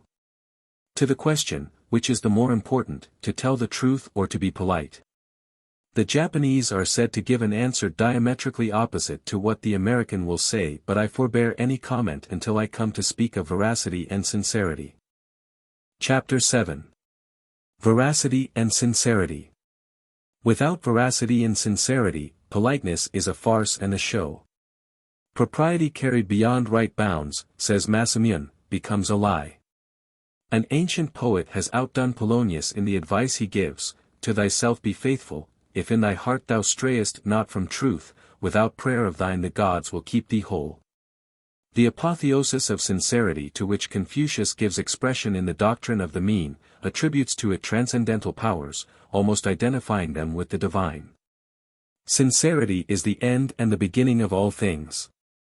Without sincerity there would be nothing. He then dwells with eloquence on its far-reaching and long-enduring nature, its power to produce changes without movement and by its mere presence to accomplish its purpose without effort. From the Chinese ideogram for sincerity, which is a combination of word and perfect, one is tempted to draw a parallel between it and the Neoplatonic doctrine of logos. To such height does the sage soar in his unwanted mystic flight. Lying or equivocation were deemed equally cowardly. The Bushi held that his high social position demanded a loftier standard of veracity than that of the tradesman and peasant. Bushi no Ichigan, the word of a samurai, or in exact German equivalent, Ritterwort, was sufficient guarantee for the truthfulness of an assertion. His word carried such weight with it that promises were generally made and fulfilled without a written pledge, which would have been deemed quite beneath his dignity. Many thrilling anecdotes were told of those who atoned by death for an igon, a double tongue. The regard for veracity was so high that, unlike the generality of Christians who persistently violate the plain commands of the teacher not to swear, the best of samurai looked upon an oath as derogatory to their honor. I am well aware that they did swear by different deities or upon their swords, but never has swearing degenerated into wanton form and irreverent interjection. To emphasize our words, a practice was sometimes resorted to of literally sealing with blood. For the explanation of such a practice, I need only refer my readers to Goethe's Faust. A recent American writer is responsible for this statement, that if you ask an ordinary Japanese which is better, to tell a falsehood or be impolite, he will not hesitate to answer, to tell a falsehood. Dar. Piri 15 is partly right and partly wrong, right in that an ordinary Japanese, even a samurai, may answer in the way ascribed to him, but wrong in attributing too much weight to the term he translates, falsehood. This word, in Japanese, uso, is employed to denote anything which is not a truth, makoto, or fact, honto. Lowell tells us that Wordsworth could not distinguish between truth and fact, and an ordinary Japanese is in this respect as good as Wordsworth. Ask a Japanese, or even an American of any refinement, to tell you whether he dislikes you or whether he is sick at his stomach, and he will not hesitate long to tell falsehoods and answer, I like you much, or, I am quite well, thank you. To sacrifice truth merely for the sake of politeness was regarded as an empty form, kyorei, and deception by sweet words. I own I am speaking now of the Bushido idea of veracity, but it may not be amiss to devote a few words to our commercial integrity, of which I have heard much complaint in foreign books and journals. A loose business morality has indeed been the worst blot on our national reputation, but before abusing it or hastily condemning the whole race for it, let us calmly study it and we shall be rewarded with consolation for the future. Of all the great occupations of life, none was farther removed from the profession of arms than commerce. The merchant was placed lowest in the category of vocations, the knight, the tiller of the soil, the mechanic, the merchant. The samurai derived his income from land and could even indulge, if he had a mind to, in amateur farming, but the counter and abacus were abhorred. We know the wisdom of this social arrangement. Montesquieu has made it clear that the debarring of the nobility from mercantile pursuits was an admirable social policy, in that it prevented wealth from accumulating in the hands of the powerful. The separation of power and riches kept the distribution of the latter more nearly equable. Professor Dill, the author of Roman Society in the last century of the Western Empire, has brought afresh to our mind that one cause of the decadence of the Roman Empire was the permission given to the nobility to engage in trade, and the consequent monopoly of wealth and power by a minority of the senatorial families. Commerce, therefore, in feudal Japan did not reach that degree of development which it would have attained under freer conditions. The obloquy attached to the calling naturally brought within its pale such as cared little for social repute. Call one a thief and he will steal. Put a stigma on a calling and its followers adjust their morals to it, for it is natural that, the normal conscience, as Hugh Black says, rises to the demands made on it and easily falls to the limit of the standard expected from it. It is unnecessary to add that no business, commercial or otherwise, can be transacted without a code of morals. Our merchants of the feudal period had one among themselves, without which they could never have developed, as they did in embryo, such fundamental mercantile institutions as the guild, the bank, the bourse, insurance, checks, bills of exchange, etc. But in their relations with people outside their vocation, the tradesmen lived too true to the reputation of their order. This being the case, when the country was open to foreign trade, only the most adventurous and unscrupulous rushed to the ports. While the respectable business houses declined for some time the repeated requests of the authorities to establish branch houses. Was Bushido powerless to stay the current of commercial dishonor? Let us see. Those who are well acquainted with our history will remember that only a few years after our treaty ports were opened to foreign trade, feudalism was abolished. And when with it the samurai's fiefs were taken and bonds issued to them in compensation, they were given liberty to invest them in mercantile transactions. Now you may ask, why could they not bring their much boasted veracity into their new business relations and so reform the old abuses? Those who had eyes to see could not weep enough, those who had hearts to feel could not sympathize enough, with the fate of many a noble and honest samurai who signally and irrevocably failed in his new and unfamiliar field of trade and industry, through sheer lack of shrewdness in coping with his artful plebeian rival. When we know that 80% of the business houses fail in so industrial a country as America, is it any wonder that scarcely one among 100 samurai who went into trade could succeed in his new vocation? It will be long before it will be recognized how many fortunes were wrecked in the attempt to apply Bushido ethics to business methods, but it was soon patent to every observing mind that the ways of wealth were not the ways of honor. In what respects, then, were they different? Of the three incentives to veracity that Lecky enumerates, viz., the industrial, the political, and the philosophical, the first was altogether lacking in Bushido. As to the second, it could develop little in a political community under a feudal system. It is in its philosophical and, as Lecky says, in its highest aspect, that honesty attained elevated rank in our catalogue of virtues. With all my sincere regard for the high commercial integrity of the Anglo-Saxon race, when I ask for the ultimate ground, I am told that honesty is the best policy, that it pays to be honest. Is not this virtue, then, its own reward? If it is followed because it brings in more cash than falsehood, I am afraid Bushido would rather indulge in lies. If Bushido rejects a doctrine of quid pro quo rewards, the shrewder tradesman will readily accept it. Lecky has very truly remarked that veracity owes its growth largely to commerce and manufacture. As Nietzsche puts it, honesty is the youngest of the virtues. In other words, it is the foster child of modern industry. Without this mother, veracity was like a blue-blood orphan whom only the most cultivated mind could adopt and nourish. Such minds were general among the samurai, but, for want of a more democratic and utilitarian foster mother, the tender child failed to thrive. Industries advancing, veracity will prove an easy, nay, a profitable virtue to practice. Just think, as late as November, 1880, Bismarck sent a circular to the professional consuls of the German Empire, warning them of a lamentable lack of reliability with regard to German shipments inter alia. apparent both as to quality and quantity. Nowadays we hear comparatively little of German carelessness and dishonesty in trade.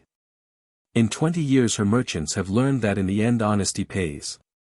Already our merchants have found that out. For the rest I recommend the reader to two recent writers for well-weighed judgment on this point. 16. It is interesting to remark in this connection that integrity and honor were the surest guarantees which even a merchant debtor could present in the form of promissory notes.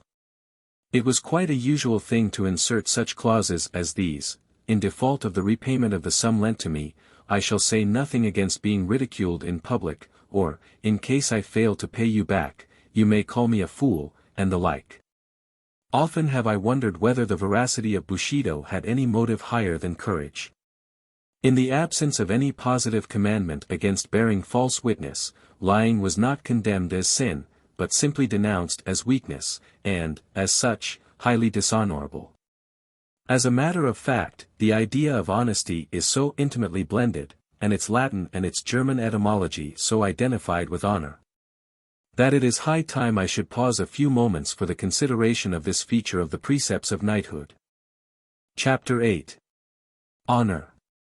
The sense of honor, implying a vivid consciousness of personal dignity and worth, could not fail to characterize the samurai, born and bred to value the duties and privileges of their profession. Though the word ordinarily given nowadays as the translation of honor was not used freely, yet the idea was conveyed by such terms as na, name, menmoku, countenance, guaiban, outside hearing. Reminding us respectively of the biblical use of name, of the evolution of the term personality from the Greek mask, and of fame. A good name, one's reputation, the immortal part of one's self, what remains being bestial, assumed as a matter of course, any infringement upon its integrity was felt as shame. And the sense of shame, renchi shin, was one of the earliest to be cherished in juvenile education. You will be laughed at, it will disgrace you, are you not ashamed, were the last appeal to correct behavior on the part of a youthful delinquent. Such a recourse to his honor touched the most sensitive spot in the child's heart, as though it had been nursed on honor while he was in his mother's womb. For most truly is honor a prenatal influence, being closely bound up with strong family consciousness. In losing the solidarity of families, says Balzac, society has lost the fundamental force which Montesquieu named honor. Indeed, the sense of shame seems to me to be the earliest indication of the moral consciousness of the race. The first and worst punishment which befell humanity in consequence of tasting the fruit of that forbidden tree was, to my mind, not the sorrow of childbirth, nor the thorns and thistles, but the awakening of the sense of shame. Few incidents in history excel in pathos the scene of the first mother plying, with heaving breast and tremulous fingers, her crude needle on the few fig leaves which her dejected husband plucked for her. This first fruit of disobedience clings to us with a tenacity that nothing else does. All the sartorial ingenuity of mankind has not yet succeeded in sewing an apron that will efficaciously hide our sense of shame. That samurai was right who refused to compromise his character by a slight humiliation in his youth, because, he said, dishonor is like a scar on a tree, which time, instead of effacing, only helps to enlarge. Mencius had taught centuries before, in almost the identical phrase, what Carlyle has latterly expressed, namely, that shame is the soil of all virtue, of good manners and good morals. The fear of disgrace was so great that if our literature lacks such eloquence as Shakespeare puts into the mouth of Norfolk, it nevertheless hung like Damocles' sword over the head of every samurai and often assumed a morbid character. In the name of honor, deeds were perpetrated which can find no justification in the code of Bushido. At the slightest, nay imaginary insult the quick-tempered braggart took offense, resorted to the use of the sword, and many an unnecessary strife was raised and many an innocent life lost.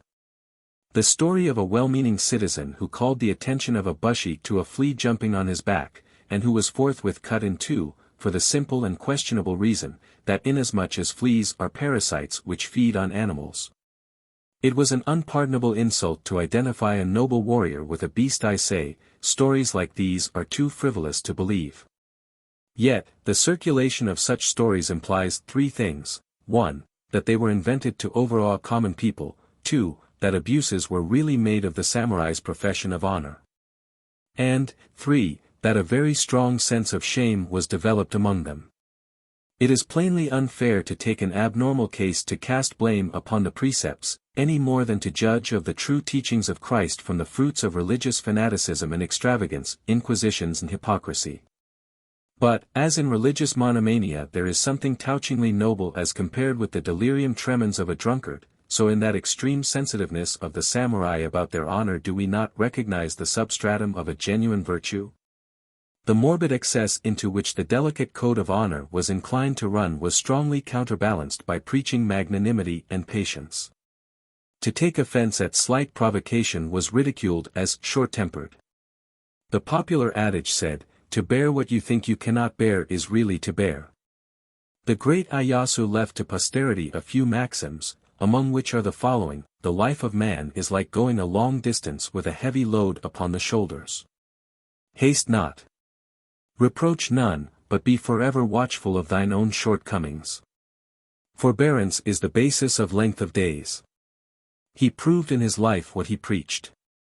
A literary wit put a characteristic epigram into the mouths of 3 well-known personages in our history. To Nobunaga he attributed, "I will kill her, if the nightingale sings not in time," to Hideyoshi, "I will force her to sing for me." And to Ieyasu, "I will wait till she opens her lips." Patience and long-suffering were also highly commended by Mencius. In one place he writes to this effect, "Though you denude yourself and insult me, what is that to me?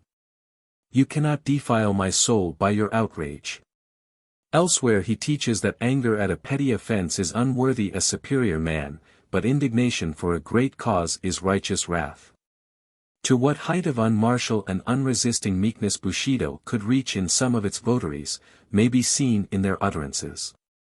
Take, for instance, this saying of Ogawa, "When others speak all manner of evil things against thee, return not evil for evil, but rather reflect that thou wast not more faithful in the discharge of thy duties." Take another of Kamazawa, "When others blame thee, blame them not, when others are angry at thee, return not anger. Joy cometh only as passion and desire part." Still another instance I may cite from Seigo, upon whose overhanging brows shame is ashamed to sit, "The way is the way of heaven and earth, man's place is to follow it, therefore make it the object of thy life to reverence heaven. Heaven loves me and others with equal love, therefore with the love wherewith thou lovest thyself, love others. Make not man thy partner but heaven, and making heaven thy partner do thy best. Never condemn others. But see to it that thou comest not short of thine own mark." Some of these sayings remind us of Christian expostulations, and show us how far in practical morality natural religion can approach the revealed. Not only did these sayings remain as utterances, but they were really embodied in acts. It must be admitted that very few attained this sublime height of magnanimity, patience and forgiveness. It was a great pity that nothing clear and general was expressed as to what constitutes honor, only a few enlightened minds being aware that it from no condition rises, but that it lies in each acting well his part. For nothing was easier than for youths to forget in the heat of action what they had learned in Mencius in their calmer moments. Said this sage, "'Tis in every man's mind to love honor. But little doth he dream that what is truly honorable lies within himself and not elsewhere. The honor which men confer is not good honor. Those whom Chow the Great ennobles, he can make mean again." For the most part, an insult was quickly resented and repaid by death, as we shall see later, while honor too often nothing higher than vainglory or worldly approbation was prized as the summum bonum of earthly existence.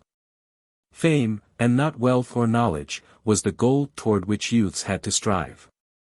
Many a lad swore within himself as he crossed the threshold of his paternal home, that he would not recross it until he had made a name in the world. And many an ambitious mother refused to see her sons again unless they could return home, as the expression is, caparisoned in brocade. To shun shame or win a name, samurai boys would submit to any privations and undergo severest ordeals of bodily or mental suffering. They knew that honor won in youth grows with age. In the memorable siege of Osaka, a young son of Ieyasu, in spite of his earnest entreaties to be put in the vanguard, was placed at the rear of the army. When the castle fell, he was so chagrined and wept so bitterly that an old counselor tried to console him with all the resources at his command. "Take comfort, sire," said he, "at the thought of the long future before you. In the many years that you may live, there will come divers occasions to distinguish yourself." The boy fixed his indignant gaze upon the man and said, "How foolishly you talk. Can ever my 14th year come round again?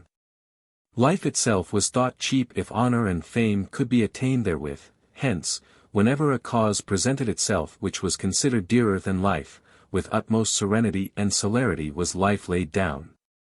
Of the causes in comparison with which no life was too dear to sacrifice, was the duty of loyalty, which was the keystone making feudal virtues a symmetrical arch." Chapter 9. The duty of loyalty. Feudal morality shares other virtues in common with other systems of ethics, with other classes of people, but this virtue homage and fealty to a superior is its distinctive feature. I am aware that personal fidelity is a moral adhesion existing among all sorts and conditions of men. A gang of pickpockets owe allegiance to a Fagin, but it is only in the code of chivalrous honor that loyalty assumes paramount importance.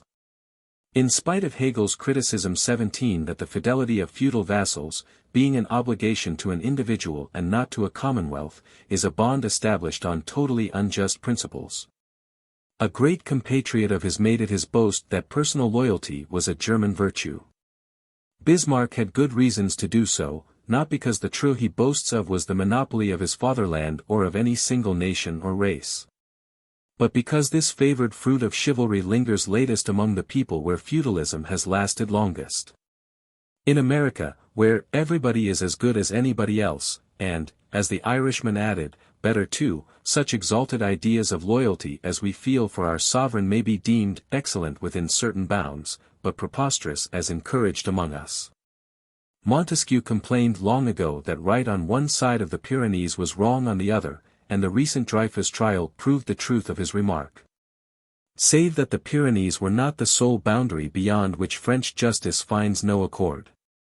Similarly, loyalty as we conceive it may find few admirers elsewhere, not because our conception is wrong, but because it is, I am afraid, forgotten, and also because we carry it to a degree not reached in any other country. Griffiths 18 was quite right in stating that whereas in China Confucian ethics made obedience to parents the primary human duty, in Japan precedence was given to loyalty. At the risk of shocking some of my good readers, I will relate of one, who could endure to follow a fallen lord, and who thus, as Shakespeare assures, earned a place like the story. The story is of one of the greatest characters of our history, Michizane, who, falling a victim to jealousy and calumny, is exiled from the capital. Not content with this, his unrelenting enemies are now bent upon the extinction of his family. Strict search for his son not yet grown reveals the fact of his being secreted in a village school kept by one Genzo, a former vassal of Michizane. When orders are dispatched to the schoolmaster to deliver the head of the juvenile offender on a certain day, his first idea is to find a suitable substitute for it. He ponders over his school list, scrutinizes with careful eyes all the boys, as they stroll into the classroom, but none among the children born of the soil bears the least resemblance to his protégé. His despair, however, is but for a moment. For, behold, a new scholar is announced, a comely boy of the same age as his master's son, escorted by a mother of noble mien. No less conscious of the resemblance between infant lord and infant retainer, were the mother and the boy himself. In the privacy of home both had laid themselves upon the altar, the one his life the other her heart, yet without sign to the outer world. Unwitting of what had passed between them, it is the teacher from whom comes the suggestion. Here, then, is the scapegoat. The rest of the narrative may be briefly told. On the day appointed, arrives the officer commissioned to identify and receive the head of the youth. Will he be deceived by the false head?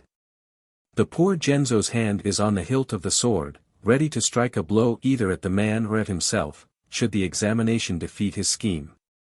The officer takes up the gruesome object before him, goes calmly over each feature, and in a deliberate, business-like tone, pronounces it genuine. That evening in a lonely home awaits the mother we saw in the school.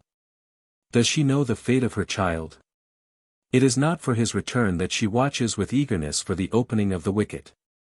Her father-in-law has been for a long time a recipient of Michizane's bounties, but since his banishment, circumstances have forced her husband to follow the service of the enemy of his family's benefactor. He himself could not be untrue to his own cruel master, but his son could serve the cause of the grandsire's lord. As one acquainted with the exile's family, it was he who had been entrusted with the task of identifying the boy's head. Now the life's hard work is done, he returns home, and as he crosses its threshold, he accosts his wife, saying, "Rejoice, my wife, our darling son has proved of service to his lord." What an atrocious story! I hear my readers exclaim. Parents deliberately sacrificing their own innocent child to save the life of another man's. But this child was a conscious and willing victim. It is a story of vicarious death as significant as, and not more revolting than, the story of Abraham's intended sacrifice of Isaac. In both cases was obedience to the call of duty, utter submission to the command of a higher voice, whether given by a visible or an invisible angel, or heard by an outward or an inward ear, but I abstain from preaching. The individualism of the West, which recognizes separate interests for father and son, husband and wife, necessarily brings into strong relief the duties owed by one to the other. But Bushido held that the interest of the family and of the members thereof is intact, one and inseparable. This interest it bound up with affection natural, instinctive, irresistible. Hence, if we die for one we love with natural love, which animals themselves possess, what is that? For if ye love them that love you, what reward have ye? Do not even the publicans the same? In his great history, Sanyo relates in touching language the heart struggle of Shigemori concerning his father's rebellious conduct. If I be loyal, my father must be undone, if I obey my father, my duty to my sovereign must go amiss. Poor Shigemori! We see him afterward praying with all his soul that kind heaven may visit him with death, that he may be released from this world where it is hard for purity and righteousness to dwell. Many a Shigemori has his heart torn by the conflict between duty and affection. Indeed, neither Shakespeare nor the Old Testament itself contains an adequate rendering of our conception of filial piety, and yet in such conflicts Bushido never wavered in its choice of loyalty. Women, too, encouraged their offspring to sacrifice all for the king. Even as resolute as Widow Wyndham and her illustrious consort, the samurai matron stood ready to give up her boys for the cause of loyalty. Since Bushido, like Aristotle and some modern sociologists, conceived the state as antedating the individual, the latter being born into the former as part and parcel thereof. He must live and die for it or for the incumbent of its legitimate authority. Readers of Crito will remember the argument with which Socrates represents the laws of the city as pleading with him on the subject of his escape. Among others he makes them, the laws or the state, say, "Since you were begotten and nurtured and educated under us, dare you once to say you are not our offspring and servant, you and your fathers before you?" These are words which do not impress us as anything extraordinary, for the same thing has long been on the lips of Bushido, with this modification, that the laws and the state were represented with us by a personal being. Loyalty is an ethical outcome of this political theory. I am not entirely ignorant of Mr. Spencer's view according to which political obedience loyalty is accredited with only a transitional function. Point 19. It may be so. Sufficient unto the day is the virtue thereof. We may complacently repeat it, especially as we believe that day to be a long space of time, during which, so our national anthem says, tiny pebbles grow into mighty rocks draped with moss. We may remember at this juncture that even among so democratic a people as the English, the sentiment of personal fidelity to a man and his posterity which their Germanic ancestors felt for their chiefs, has, as Monsieur Boutmy recently said, only passed more or less into their profound loyalty to the race and blood of their princes, as evidenced in their extraordinary attachment to the dynasty. Political subordination, Mr. Spencer predicts, will give place to loyalty, to the dictates of conscience. Suppose his induction is realized, will loyalty and its concomitant instinct of reverence disappear forever? We transfer our allegiance from one master to another, without being unfaithful to either, from being subjects of a ruler that wields the temporal scepter we become servants of the monarch who sits enthroned in the penetralia of our hearts. A few years ago a very stupid controversy, started by the misguided disciples of Spencer, made havoc among the reading class of Japan. In their zeal to uphold the claim of the throne to undivided loyalty, they charged Christians with treasonable propensity in that they avow fidelity to their Lord and Master. They arrayed forth sophistical arguments without the wit of sophists, and scholastic tortuosities minus the niceties of the schoolmen. Little did they know that we can, in a sense, serve two masters without holding to the one or despising the other, rendering unto Caesar the things that are Caesar's and unto God the things that are God's. Did not Socrates, all the while he unflinchingly refused to concede one iota of loyalty to his demon, obey with equal fidelity and equanimity the command of his earthly master, the state? His conscience he followed, alive. His country he served, dying. Alack the day when a state grows so powerful as to demand of its citizens the dictates of their conscience. Bushido did not require us to make our conscience the slave of any lord or king. Thomas Mowbray was a veritable spokesman for us when he said, "Myself I throw, dread sovereign, at thy foot. My life thou shalt command, but not my shame.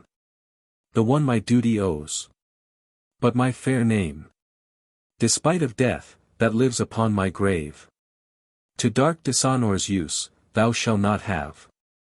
A man who sacrificed his own conscience to the capricious will or freak or fancy of a sovereign was accorded a low place in the estimate of the precepts. Such an one was despised as any I-shin, a cringeling, who makes court by unscrupulous fawning, or as Cho-shin, a favorite who steals his master's affections by means of servile compliance. These two species of subjects corresponding exactly to those which Iago describes, the one, a duteous and knee-crooking knave, doting on his own obsequious bondage, wearing out his time much like his master's ass. The other trimming in forms and visages of duty, keeping yet his heart attending on himself. When a subject differed from his master, the loyal path for him to pursue was to use every available means to persuade him of his error, as Kent did to King Lear. Failing in this, let the master deal with him as he wills. In cases of this kind, it was quite a usual course for the samurai to make the last appeal to the intelligence and conscience of his lord by demonstrating the sincerity of his words with the shedding of his own blood. Life being regarded as the means whereby to serve his master, and its ideal being set upon honor, the whole education and training of a samurai were conducted accordingly. Chapter 10. The Education and Training of a Samurai. The first point to observe in knightly pedagogics was to build up character, leaving in the shade the subtler faculties of prudence, intelligence and dialectics. We have seen the important part aesthetic accomplishments played in his education. Indispensable as they were to a man of culture, they were accessories rather than essentials of samurai training. Intellectual superiority was, of course, esteemed. But the word chi, which was employed to denote intellectuality, meant wisdom in the first instance and gave knowledge only a very subordinate place. The tripod which supported the framework of Bushido was said to be chi, jin, yu, respectively, wisdom, benevolence, and courage. A samurai was essentially a man of action. Science was without the pale of his activity. He took advantage of it in so far as it concerned his profession of arms. Religion and theology were relegated to the priests, he concerned himself with them in so far as they helped to nourish courage. Like an English poet the samurai believed, "'Tis not the creed that saves the man, but it is the man that justifies the creed." Philosophy and literature formed the chief part of his intellectual training. But even in the pursuit of these, it was not objective truth that he strove after. Literature was pursued mainly as a pastime, and philosophy as a practical aid in the formation of character. If not for the exposition of some military or political problem. From what has been said, it will not surprising to note that the curriculum of studies, according to the pedagogics of Bushido, consisted mainly of the following: fencing, archery, jiu-jitsu 20 or yawara, horsemanship, the use of the spear, tactics, calligraphy, ethics, literature, and history. Of these, jiu-jitsu and calligraphy may require a few words of explanation. Great stress was laid on good writing, probably because our logogram, partaking as they do of the nature of pictures, possess artistic value, and also because chirography was accepted as indicative of one's personal character. Jiu-jitsu may be briefly defined as an application of anatomical knowledge to the purpose of offense or defense. It differs from wrestling, in that it does not depend upon muscular strength. It differs from other forms of attack in that it uses no weapons. Its feat consists in clutching or striking such part of the enemy's body as will make him numb and incapable of resistance. Its object is not to kill, but to incapacitate one for action for the time being. A subject of study which one would expect to find in military education and which is rather conspicuous by its absence in the Bushido course of instruction, is mathematics. This, however, can be readily explained in part by the fact that feudal warfare was not carried on with scientific precision. Not only that, but the whole training of the samurai was unfavorable to fostering numerical notions. Chivalry is uneconomical, it boasts of penury. It says with Ventidius that ambition, the soldier's virtue, rather makes choice of loss, than gain which darkens him. Don Quixote takes more pride in his rusty spear and skin-and-bone horse than in gold and lands, and a samurai is in hearty sympathy with his exaggerated confrère of La Mancha. He disdains money itself, the art of making or hoarding it. It was to him veritably filthy lucre. The hackneyed expression to describe the decadence of an age was that the civilians loved money and the soldiers feared death. Niggardliness of gold and of life excited as much disapprobation as their lavish use was panegyrized. Less than all things, says a current precept, men must grudge money, it is by riches that wisdom is hindered. Hence children were brought up with utter disregard of economy. It was considered bad taste to speak of it, and ignorance of the value of different coins was a token of good breeding. Knowledge of numbers was indispensable in the mustering of forces as well as in distribution of benefices and fiefs, but the counting of money was left to meaner hands. In many feudatories, public finance was administered by a lower kind of samurai or by priests. Every thinking Bushi knew well enough that money formed the sinews of war, but he did not think of raising the appreciation of money to a virtue. It is true that thrift was enjoined by Bushido, but not for economical reasons so much as for the exercise of abstinence. Luxury was thought the greatest menace to manhood and severest simplicity of living was required of the warrior class, sumptuary laws being enforced in many of the clans. We read that in ancient Rome the farmers of revenue and other financial agents were gradually raised to the rank of knights, the state thereby showing its appreciation of their service and of the importance of money itself. How closely this is connected with the luxury and avarice of the Romans may be imagined. Not so with the precepts of knighthood.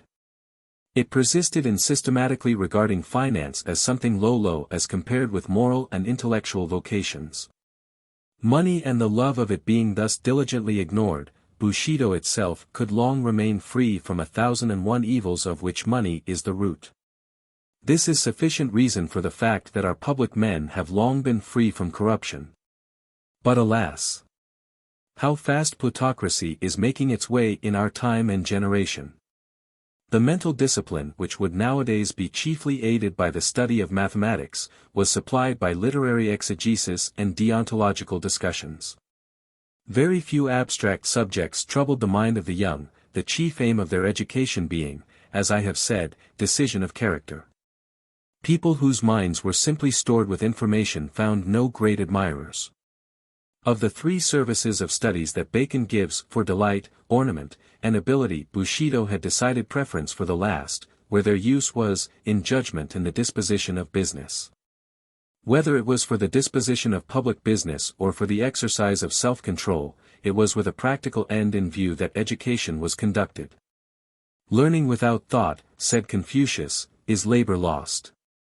Thought without learning is perilous. When character and not intelligence, when the soul and not the head, is chosen by a teacher for the material to work upon and to develop, his vocation partakes of a sacred character. It is the parent who has borne me, it is the teacher who makes me man. With this idea, therefore, the esteem in which one's preceptor was held was very high. A man to evoke such confidence and respect from the young, must necessarily be endowed with superior personality, without lacking erudition. He was a father to the fatherless, and an advisor to the erring. Thy father and thy mother. So runs our maxim, are like heaven and earth, thy teacher and thy lord are like the sun and moon. The present system of paying for every sort of service was not in vogue among the adherents of Bushido. It believed in a service which can be rendered only without money and without price. Spiritual service, be it of priest or teacher, was not to be repaid in gold or silver, not because it was valueless but because it was invaluable. Here the non-arithmetical honor instinct of Bushido taught a truer lesson than modern political economy. For wages and salaries can be paid only for services whose results are definite, tangible, and measurable, whereas the best service done in education, namely, in soul development, and this includes the services of a pastor, is not definite, tangible, or measurable.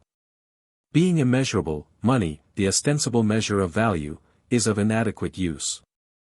Usage sanctioned that pupils brought to their teachers money or goods at different seasons of the year.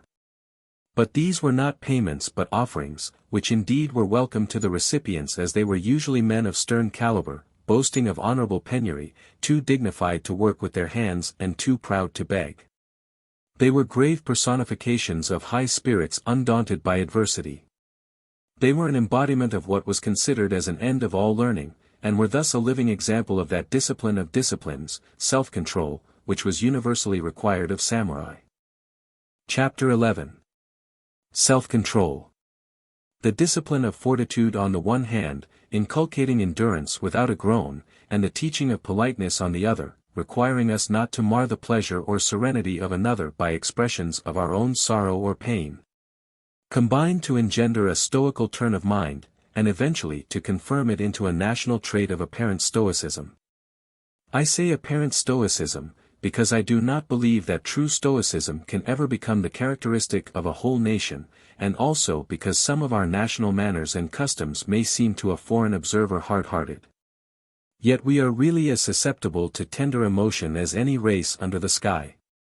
I am inclined to think that in one sense we have to feel more than others, yes, doubly more since the very attempt to restrain natural promptings entails suffering. Imagine boys and girls, too brought up not to resort to the shedding of a tear or the uttering of a groan for the relief of their feelings, and there is a physiological problem whether such effort steels their nerves or makes them more sensitive. It was considered unmanly for a samurai to betray his emotions on his face. He shows no sign of joy or anger, was a phrase used, in describing a great character. The most natural affections were kept under control. A father could embrace his son only at the expense of his dignity, a husband would not kiss his wife, no, not in the presence of other people, whatever he might do in private. There may be some truth in the remark of a witty youth when he said, American husbands kiss their wives in public and beat them in private, Japanese husbands beat theirs in public and kiss them in private. Calmness of behavior, composure of mind, should not be disturbed by passion of any kind. I remember when, during the late war with China, a regiment left a certain town, a large concourse of people flocked to the station to bid farewell to the general and his army.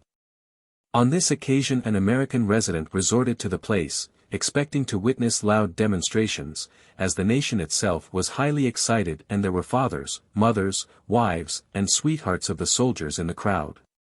The American was strangely disappointed, for as the whistle blew and the train began to move, the hats of thousands of people were silently taken off and their heads bowed in reverential farewell. No waving of handkerchiefs, no word uttered, but deep silence in which only an attentive ear could catch a few broken sobs. In domestic life, too, I know of a father who spent whole nights listening to the breathing of a sick child, standing behind the door that he might not be caught in such an act of parental weakness. I know of a mother who, in her last moments, refrained from sending for her son, that he might not be disturbed in his studies. Our history and everyday life are replete with examples of heroic matrons who can well bear comparison with some of the most touching pages of Plutarch. Among our peasantry an Ian Maclaren would be sure to find many a Margot Howe. It is the same discipline of self-restraint which is accountable for the absence of more frequent revivals in the Christian churches of Japan. When a man or woman feels his or her soul stirred, the first instinct is quietly to suppress the manifestation of it. In rare instances is the tongue set free by an irresistible spirit, when we have eloquence of sincerity and fervor. It is putting a premium upon a breach of the third commandment to encourage speaking lightly of spiritual experience. It is truly jarring to Japanese ears to hear the most sacred words, the most secret heart experiences, thrown out in promiscuous audiences. Dost thou feel the soil of thy soul stirred with tender thoughts? It is time for seeds to sprout. Disturb it not with speech, but let it work alone in quietness and secrecy, writes a young samurai in his diary. To give in so many articulate words one's inmost thoughts and feelings, notably the religious, is taken among us as an unmistakable sign that they are neither very profound nor very sincere. Only a pomegranate is he, so runs a popular saying, who, when he gapes his mouth, displays the contents of his heart. It is not altogether perverseness of Oriental minds that the instant our emotions are moved, we try to guard our lips in order to hide them. Speech is very often with us, as the Frenchman defines it, the art of concealing thought. Call upon a Japanese friend in time of deepest affliction and he will invariably receive you laughing, with red eyes or moist cheeks. At first you may think him hysterical. Press him for explanation and you will get a few broken commonplaces. Human life has sorrow, they who meet must part, he that is born must die. It is foolish to count the years of a child that is gone, but a woman's heart will indulge in follies, and the like. So the noble words of a noble Hohenzollern learn zu Leiden ohne Klagen, had found many responsive minds among us long before they were uttered. Indeed, the Japanese have recourse to risibility whenever the frailties of human nature are put to severest test. I think we possess a better reason than Democritus himself for our Abderian tendency, for laughter with us oftenest veils an effort to regain balance of temper when disturbed by any untoward circumstance. It is a counterpoise of sorrow or rage. The suppression of feelings being thus steadily insisted upon, they find their safety valve in poetical aphorisms. A poet of the 10th century writes, in Japan and China as well, humanity, when moved by sorrow, tells its bitter grief in verse. Another who tries to console her broken heart by fancying her departed child absent on his wonted chase after the dragonfly hums. How far today in chase, I wonder, has gone my hunter of the dragonfly? I refrain from quoting other examples, for I know I could do only scant justice to the pearly gems of our literature. Were I to render into a foreign tongue the thoughts which were wrung drop by drop from bleeding hearts and threaded into beads of rarest value. I hope I have in a measure shown that inner working of our minds which often presents an appearance of callousness or of an hysterical mixture of laughter and dejection, and whose sanity is sometimes called in question. It has also been suggested that our endurance of pain and indifference to death are due to less sensitive nerves. This is plausible as far as it goes. The next question is, why are our nerves less tightly strung? It may be our climate is not so stimulating as the American. It may be our monarchical form of government does not excite us so much as the Republic does the Frenchman. It may be that we do not read Sartor Resartus so zealously as the Englishman. Personally, I believe it was our very excitability and sensitiveness which made it a necessity to recognize and enforce constant self-repression. But whatever may be the explanation, without taking into account long years of discipline in self-control, none can be correct. Discipline in self-control can easily go too far. It can well repress the genial current of the soul. It can force pliant natures into distortions and monstrosities. It can beget bigotry, breed hypocrisy, or habitate affections. Be a virtue never so noble, it has its counterpart and counterfeit.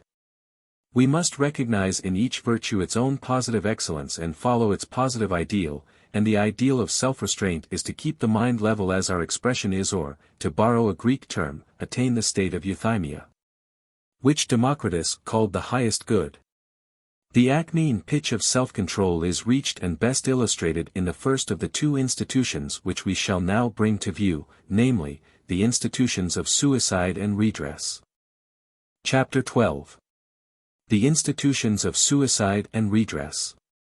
Of these two institutions, the former known as harakiri and the latter as katakiuchi, many foreign writers have treated more or less fully. To begin with suicide, let me state that I confine my observations only to seppuku or kappuku, popularly known as harakiri, which means self-immolation by disembowelment. Ripping the abdomen? How absurd! So cry those to whom the name is new. Absurdly odd as it may sound at first to foreign ears, it cannot be so very foreign to students of Shakespeare, who puts these words in Brutus's mouth: "Thy, Caesar's, spirit walks abroad and turns our swords into our proper entrails." Listen to a modern English poet who, in his Light of Asia, speaks of a sword piercing the bowels of a queen. None blames him for bad English or breach of modesty. Or, to take still another example, look at Guercino's painting of Cato's death in the Palazzo Rossa, in Genoa. Whoever has read the swan song which Addison makes Cato sing, will not jeer at the sword half buried in his abdomen. In our minds this mode of death is associated with instances of noblest deeds and of most touching pathos, so that nothing repugnant, much less ludicrous, mars our conception of it. So wonderful is the transforming power of virtue, of greatness, of tenderness, that the vilest form of death assumes a sublimity and becomes a symbol of new life, or else the sign which Constantine beheld would not conquer the world. Not for extraneous associations only does seppuku lose in our mind any taint of absurdity, for the choice of this particular part of the body to operate upon, was based on an old anatomical belief as to the seat of the soul and of the affections. When Moses wrote of Joseph's bowels yearning upon his brother, or David prayed the Lord not to forget his bowels, or when Isaiah, Jeremiah, and other inspired men of old spoke of the sounding, or the troubling, of bowels, they all and each endorsed the belief prevalent among the Japanese that in the abdomen was enshrined the soul. The Semites habitually spoke of the liver and kidneys and surrounding fat as the seat of emotion and of life. The term hara was more comprehensive than the Greek phren or thumos, and the Japanese and Hellenese alike thought the spirit of man to dwell somewhere in that region. Such a notion is by no means confined to the peoples of antiquity. The French, in spite of the theory propounded by one of their most distinguished philosophers, Descartes, that the soul is located in the pineal gland, still insist in using the term ventre in a sense which, if anatomically too vague, is nevertheless physiologically significant. Similarly, entrailles stands in their language for affection and compassion. Nor is such a belief mere superstition, being more scientific than the general idea of making the heart the center of the feelings. Without asking a friar, the Japanese knew better than Romeo, in what vile part of this anatomy one's name did lodge. Modern neurologists speak of the abdominal and pelvic brains, denoting thereby sympathetic nerve centers in those parts which are strongly affected by any psychical action. This view of mental physiology once admitted, the syllogism of seppuku is easy to construct. I will open the seat of my soul and show you how it fares with it. See for yourself whether it is polluted or clean. I do not wish to be understood as asserting religious or even moral justification of suicide, but the high estimate placed upon honor was ample excuse with many for taking one's own life. How many acquiesced in the sentiment expressed by Garth? When honor's lost, 'tis a relief to die. Death's but a sure retreat from infamy. And have smilingly surrendered their souls to oblivion.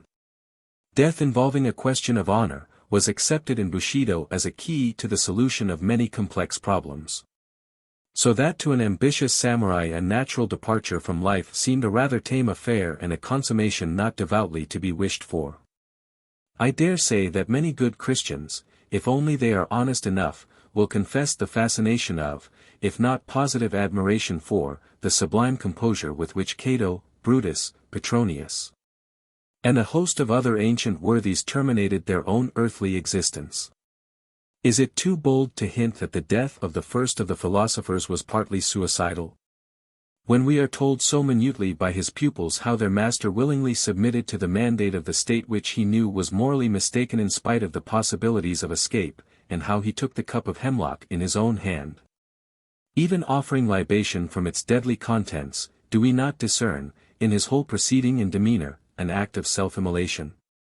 No physical compulsion here, as in ordinary cases of execution. True, the verdict of the judges was compulsory. It said, "Thou shalt die, and that by thine own hand." If suicide meant no more than dying by one's own hand, Socrates was a clear case of suicide. But nobody would charge him with the crime. Plato, who was averse to it, would not call his master a suicide. Now my readers will understand that seppuku was not a mere suicidal process. It was an institution, legal and ceremonial. An invention of the Middle Ages, it was a process by which warriors could expiate their crimes, apologize for errors, escape from disgrace, redeem their friends, or prove their sincerity. When enforced as a legal punishment, it was practiced with due ceremony. It was a refinement of self-destruction, and none could perform it without the utmost coolness of temper and composure of demeanor, and for these reasons it was particularly befitting the profession of Bushi. Antiquarian curiosity, if nothing else, would tempt me to give here a description of this obsolete ceremony. But seeing that such a description was made by a far abler writer, whose book is not much read nowadays, I am tempted to make a somewhat lengthy quotation. Mitford, in his Tales of Old Japan, after giving a translation of a treatise on seppuku from a rare Japanese manuscript, goes on to describe an instance of such an execution of which he was an eyewitness. We, 7 foreign representatives, were invited to follow the Japanese witnesses into the hondo or main hall of the temple, where the ceremony was to be performed. It was an imposing scene. A large hall with a high roof supported by dark pillars of wood. From the ceiling hung a profusion of those huge gilt lamps and ornaments peculiar to Buddhist temples. In front of the high altar, where the floor, covered with beautiful white mats, is raised some 3 or 4 inches from the ground, was laid a rug of scarlet felt. Tall candles placed at regular intervals gave out a dim mysterious light, just sufficient to let all the proceedings be seen. The 7 Japanese took their places on the left of the raised floor, the 7 foreigners on the right. No other person was present. After the interval of a few minutes of anxious suspense, Taki Zenzaburo, a stalwart man 32 years of age, with a noble air, walked into the hall attired in his dress of ceremony, with the peculiar hempen cloth wings which are worn on great occasions. He was accompanied by a kaishaku and 3 officers, who wore the jimbori or war surcoat with gold tissue facings. The word kaishaku, it should be observed, is one to which our word executioner is no equivalent term. The office is that of a gentleman. In many cases it is performed by a kinsman or friend of the condemned, and the relation between them is rather that of principal and second than that of victim and executioner. In this instance, the kaishaku was a pupil of Taki Zenzaburo, and was selected by friends of the latter from among their own number for his skill in swordsmanship. With the kaishaku on his left hand, Taki Zenzaburo advanced slowly toward the Japanese witnesses, and the 2 bowed before them. Then drawing near to the foreigners they saluted us in the same way, perhaps even with more deference. In each case the salutation was ceremoniously returned. Slowly and with great dignity the condemned man mounted on to the raised floor, prostrated himself before the high altar twice, and seated 21 himself on the felt carpet with his back to the high altar, the kaishaku crouching on his left-hand side. One of the 3 attendant officers then came forward, bearing a stand of the kind used in a temple for offerings, on which, wrapped in paper, lay the wakizashi, the short sword or dirk of the Japanese, 9 inches and a half in length, with a point and an edge as sharp as a razor's. This he handed, prostrating himself, to the condemned man, who received it reverently, raising it to his head with both hands, and placed it in front of himself. After another profound obeisance, Taki Zenzaburo, in a voice which betrayed just so much emotion and hesitation as might be expected from a man who is making a painful confession, but with no sign of either in his face or manner, spoke as follows. I, and I alone, unwarrantably gave the order to fire on the foreigners at Kobe, and again as they tried to escape. For this crime I disembowel myself, and I beg you who are present to do me the honor of witnessing the act. Bowing once more, the speaker allowed his upper garments to slip down to his girdle, and remained naked to the waist. Carefully, according to custom, he tucked his sleeves under his knees to prevent himself from falling backward, for a noble Japanese gentleman should die falling forwards. Deliberately, with a steady hand he took the dirk that lay before him. He looked at it wistfully, almost affectionately. For a moment he seemed to collect his thoughts for the last time, and then stabbing himself deeply below the waist in the left-hand side, he drew the dirk slowly across to his right side, and turning it in the wound, gave a slight cut upwards. During this sickeningly painful operation he never moved a muscle of his face. When he drew out the dirk, he leaned forward and stretched out his neck, an expression of pain for the first time crossed his face, but he uttered no sound. At that moment Theka Shaku, still crouching by his side, had been keenly watching his every movement, sprang to his feet, poised his sword for a second in the air, there was a flash, a heavy, ugly thud, a crashing fall. With one blow the head had been severed from the body. A dead silence followed, broken only by the hideous noise of the blood throbbing out of the inert heap before us, which but a moment before had been a brave and chivalrous man. It was horrible. The Kaishaku made a low bow, wiped his sword with a piece of paper which he had ready for the purpose, and retired from the raised floor, and the stained dirk was solemnly borne away, a bloody proof of the execution. The two representatives of the Mikado then left their places, and crossing over to where the foreign witnesses sat, called to us to witness that the sentence of death upon Taki Zenzaburo had been faithfully carried out. The ceremony being at an end, we left the temple.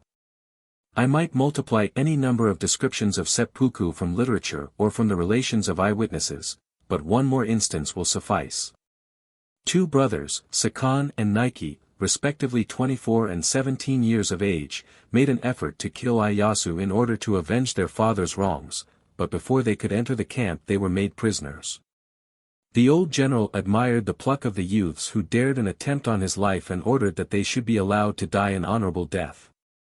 Their little brother Hachimaru, a mere infant of 8 summers, was condemned to a similar fate, as the sentence was pronounced on all the male members of the family, and the 3 were taken to a monastery where it was to be executed. A physician who was present on the occasion has left us a diary, from which the following scene is translated. When they were all seated in a row for final dispatch, Sakan turned to the youngest and said, "Go thou first. For I wish to be sure that thou doest it aright." Upon the little one's replying that, as he had never seen seppuku performed, he would like to see his brothers do it and then he could follow them, the older brothers smiled between their tears. "Well said, little fellow. So canst thou well boast of being our father's child." When they had placed him between them, Sakan thrust the dagger into the left side of his abdomen and said, "Look, brother. Dost understand now? Only, don't push the dagger too far, lest thou fall back. Lean forward, rather, and keep thy knees well composed." Nike did likewise and said to the boy, "Keep thine eyes open or else thou mayst look like a dying woman. If thy dagger feels anything within and thy strength fails, take courage and double thy effort to cut across." The child looked from one to the other, and, when both had expired, he calmly half denuded himself and followed the example set him on either hand. The glorification of seppuku offered, naturally enough, no small temptation to its unwarranted committal. For causes entirely incompatible with reason, or for reasons entirely undeserving of death, hot-headed youths rushed into it as insects fly into fire. Mixed and dubious motives drove more samurai to this deed than nuns into convent gates. Life was cheap as reckoned by the popular standard of honor. The saddest feature was that honor, which was always in the agio, so to speak, was not always solid gold, but alloyed with baser metals. No one circle in the inferno will boast of greater density of Japanese population than the 7th, to which Dante consigns all victims of self-destruction. And yet, for a true samurai to hasten death or to court it, was alike cowardice. A typical fighter, when he lost battle after battle and was pursued from plain to hill and from bush to cavern, found himself hungry and alone in the dark hollow of a tree, his sword blunt with use.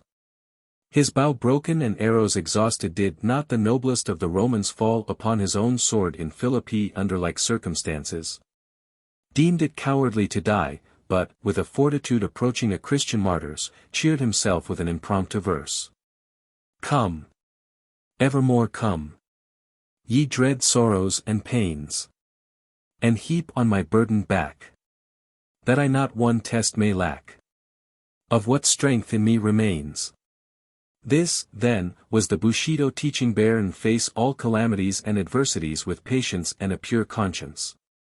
For, as Mencius 22 taught, when heaven is about to confer a great office on anyone, it first exercises his mind with suffering and his sinews and bones with toil. It exposes his body to hunger and subjects him to extreme poverty, and it confounds his undertakings. In all these ways it stimulates his mind, hardens his nature, and supplies his incompetencies. True honor lies in fulfilling heaven's decree, and no death incurred in so doing is ignominious, whereas, death to avoid what heaven has in store is cowardly indeed. In that quaint book of Sir Thomas Browne's, Religio Medici, there is an exact English equivalent for what is repeatedly taught in our precepts. Let me quote it: "It is a brave act of valor to contemn death, but where life is more terrible than death, it is then the truest valor to dare to live." A renowned priest of the 17th century satirically observed, "Talk as he may, a samurai who ne'er has died is apt in decisive moments to flee or hide." Again, him who once has died in the bottom of his breast, no spears of Sanada nor all the arrows of Tamatomo can pierce. How near we come to the portals of the temple whose builder taught, "He that loseth his life for my sake shall find it." These are but a few of the numerous examples that tend to confirm the moral identity of the human species, notwithstanding an attempt so assiduously made to render the distinction between Christian and pagan as great as possible. We have thus seen that the Bushido institution of suicide was neither so irrational nor barbarous as its abuse strikes us at first sight. We will now see whether its sister institution of redress, or call it revenge, if you will, has its mitigating features. I hope I can dispose of this question in a few words, since a similar institution, or call it custom, if that suits you better, prevailed among all peoples and has not yet become entirely obsolete. As attested by the continuance of dueling and lynching. Why, has not an American captain recently challenged Esterhazy, that the wrongs of Dreyfus be avenged? Among a savage tribe which has no marriage, adultery is not a sin, and only the jealousy of a lover protects a woman from abuse. So in a time which has no criminal court, murder is not a crime, and only the vigilant vengeance of the victim's people preserves social order. "What is the most beautiful thing on earth?" said Osiris to Horus. The reply was, "To avenge a parent's wrongs," to which a Japanese would have added, "and a master's." In revenge there is something which satisfies one's sense of justice. The avenger reasons, "My good father did not deserve death. He who killed him did great evil. My father, if he were alive, would not tolerate a deed like this. Heaven itself hates wrongdoing.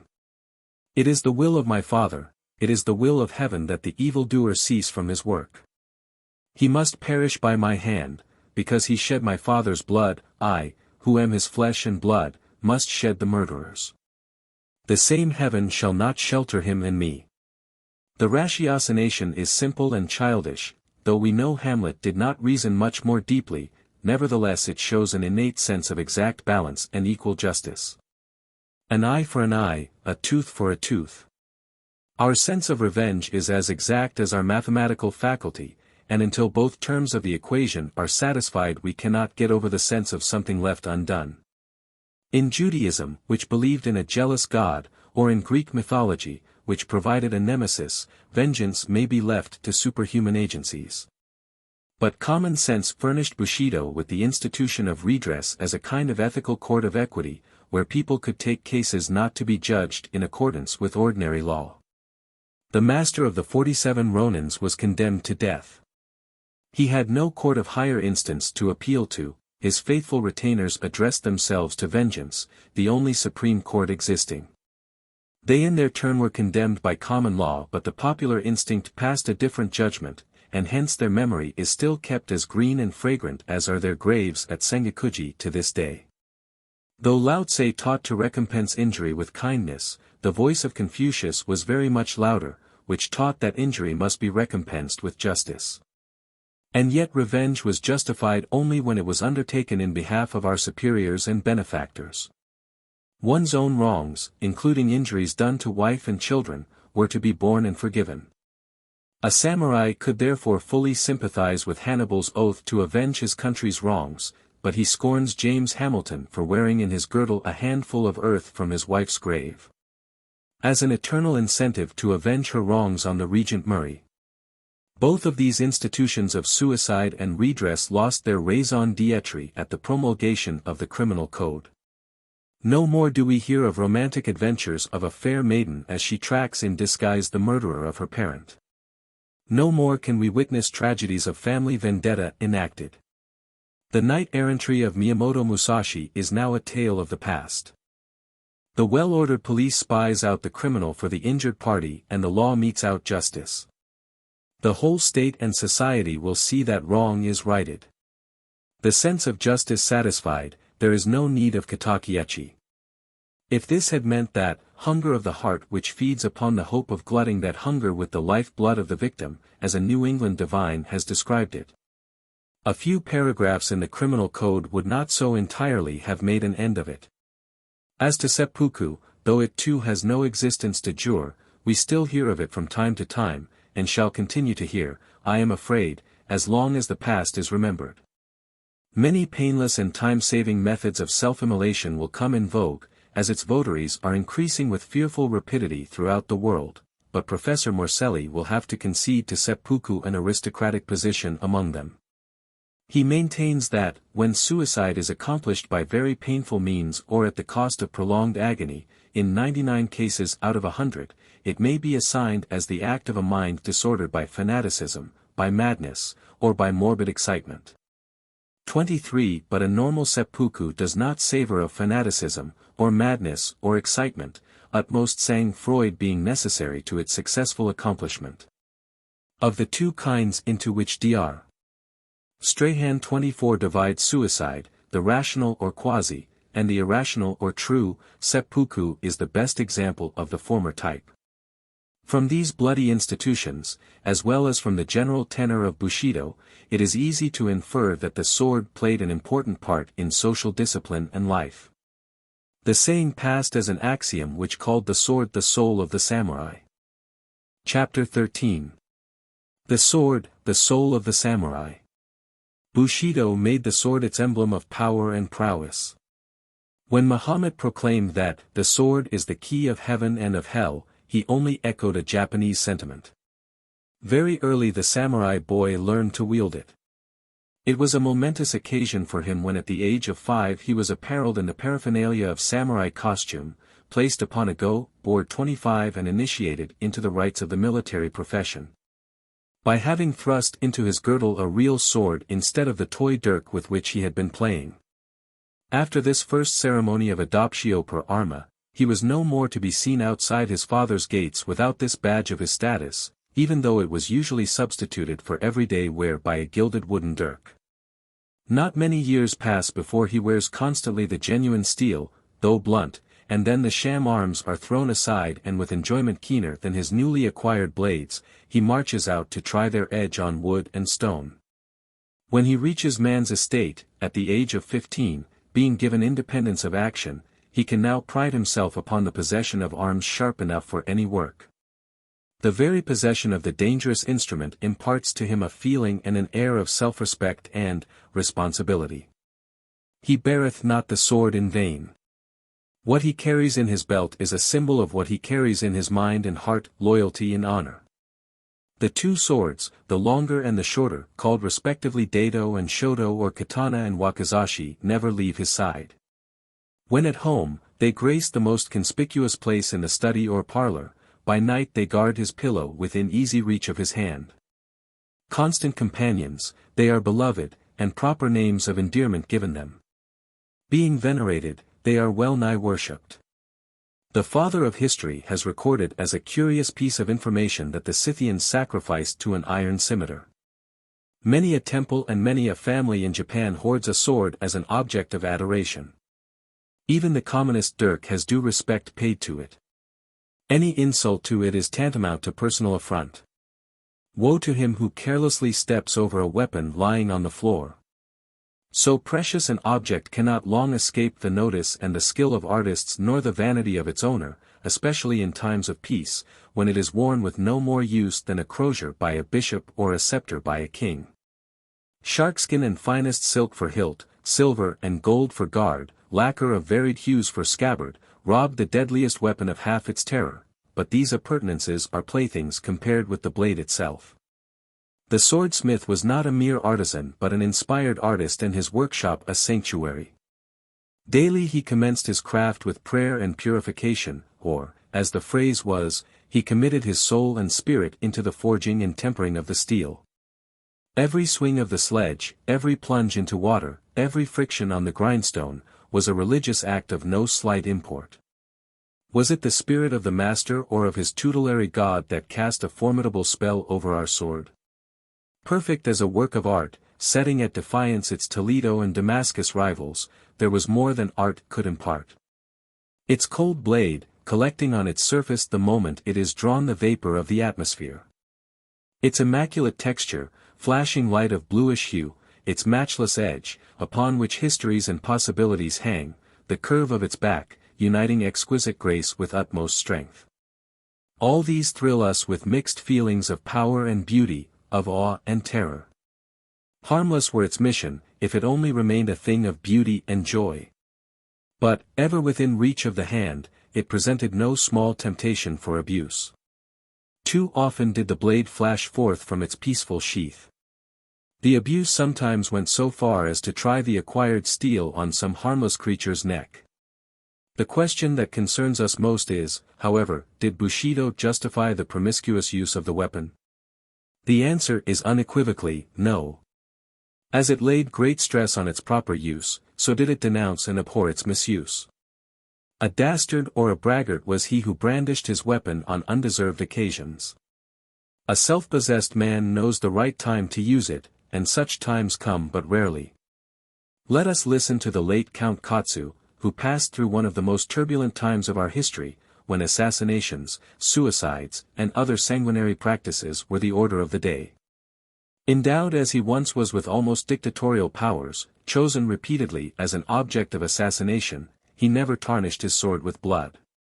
In relating some of his reminiscences to a friend he says, in a quaint, plebeian way peculiar to him, I have a great dislike for killing people and so I haven't killed one single man. I have released those whose heads should have been chopped off. A friend said to me one day, you don't kill enough. Don't you eat pepper and eggplants? Well, some people are no better. But you see that fellow was slain himself. My escape may be due to my dislike of killing. I had the hilt of my sword so tightly fastened to the scabbard that it was hard to draw the blade. I made up my mind that though they cut me, I would not cut.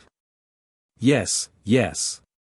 Some people are truly like fleas and mosquitoes and they bite, but what does their biting amount to? It itches a little, that's all, it won't endanger life. These are the words of one whose Bushido training was tried in a fiery furnace of adversity and triumph. The popular apothegm, to be beaten is to conquer, meaning true conquest consists in not opposing a riotous foe. And, the best won victory is that obtained without shedding of blood, and others of similar import will show that after all the ultimate ideal of knighthood was peace. It was a great pity that this high ideal was left exclusively to priests and moralists to preach, while the samurai went on practicing in extolling martial traits. In this they went so far as to tinge the ideals of womanhood with Amazonian character. Here we may profitably devote a few paragraphs to the subject of the training and position of woman. Chapter 14. The Training and Position of Woman. The female half of our species has sometimes been called the paragon of paradoxes, because the intuitive working of its mind is beyond the comprehension of men's arithmetical understanding. The Chinese ideogram denoting the mysterious, the unknowable, consists of two parts, one meaning young and the other woman. Because the physical charms and delicate thoughts of the fair sex are above the coarse mental caliber of our sex to explain. In the Bushido ideal of woman, however, there is little mystery and only a seeming paradox. I have said that it was Amazonian, but that is only half the truth. Ideographically, the Chinese represent wife by a woman holding a broom, certainly not to brandish it offensively or defensively against her conjugal ally, neither for witchcraft, but for the more harmless uses for which the besom was first invented. The idea involved being thus not less homely than the etymological derivation of the English wife, weaver, and daughter, dohitter, milkmaid.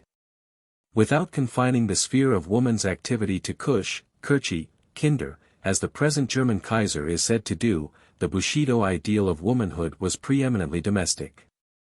These seeming contradictions, domesticity in Amazonian traits, are not inconsistent with the precepts of knighthood, as we shall see. Bushido being a teaching primarily intended for the masculine sex, the virtues it prized in woman were naturally far from being distinctly feminine. Winckelmann remarks that the supreme beauty of Greek art is rather male than female, and Lecky adds that it was true in the moral conception of the Greeks as in their art. Bushido similarly praised those women most, who emancipated themselves from the frailty of their sex and displayed an heroic fortitude worthy of the strongest and the bravest of men.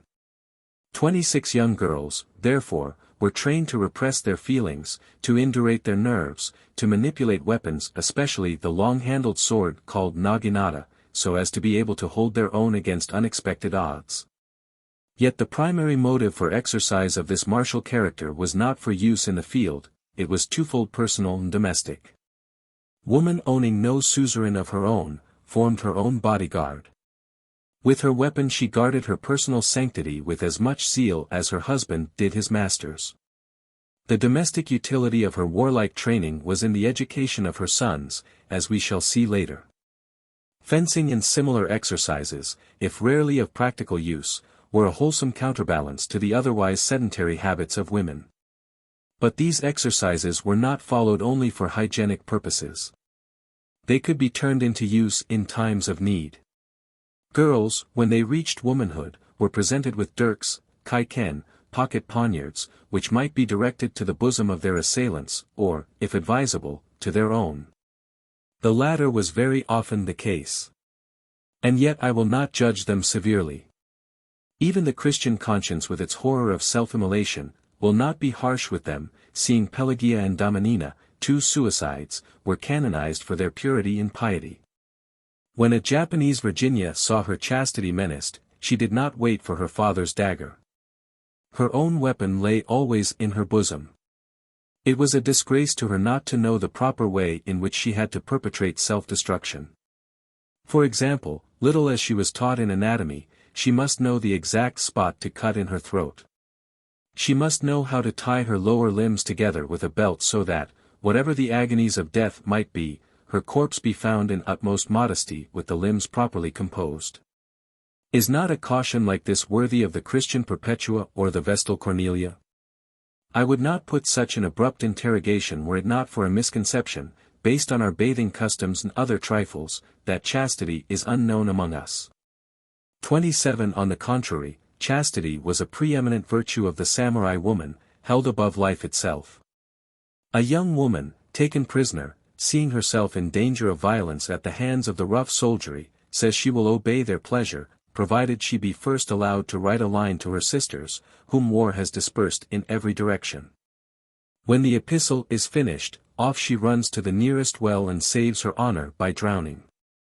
The letter she leaves behind ends with these verses: For fear lest clouds may dim her light, should she but graze this nether sphere, the young moon poised above the height doth hastily betake to flight.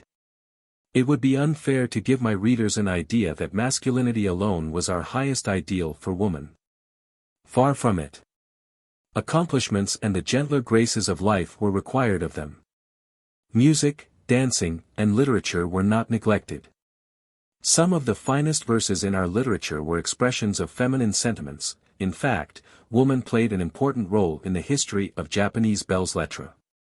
Dancing was taught, I am speaking of samurai girls and not of geisha, only to smooth the angularity of their movements. Music was to regale the weary hours of their fathers and husbands. Hence it was not for the technique, the art as such, that music was learned, for the ultimate object was purification of heart, since it was said that no harmony of sound is attainable without the player's heart being in harmony with itself. Here again we see the same idea prevailing which we notice in the training of youths, that accomplishments were ever kept subservient to moral worth. Just enough of music and dancing to add grace and brightness to life, but never to foster vanity and extravagance. I sympathize with the Persian prince, who, when taken into a ballroom in London and asked to take part in the merriment, bluntly remarked that in his country they provided a particular set of girls to do that kind of business for them. The accomplishments of our women were not acquired for show or social ascendancy. They were a home diversion. And if they shone in social parties, it was as the attributes of a hostess, in other words, as a part of the household contrivance for hospitality. Domesticity guided their education. It may be said that the accomplishments of the women of old Japan, be they martial or pacific in character, were mainly intended for the home, and, however far they might roam, they never lost sight of the hearth as the center. It was to maintain its honor and integrity that they slaved, drudged, and gave up their lives. Night and day, in tones at once firm and tender, brave and plaintive, they sang to their little nests.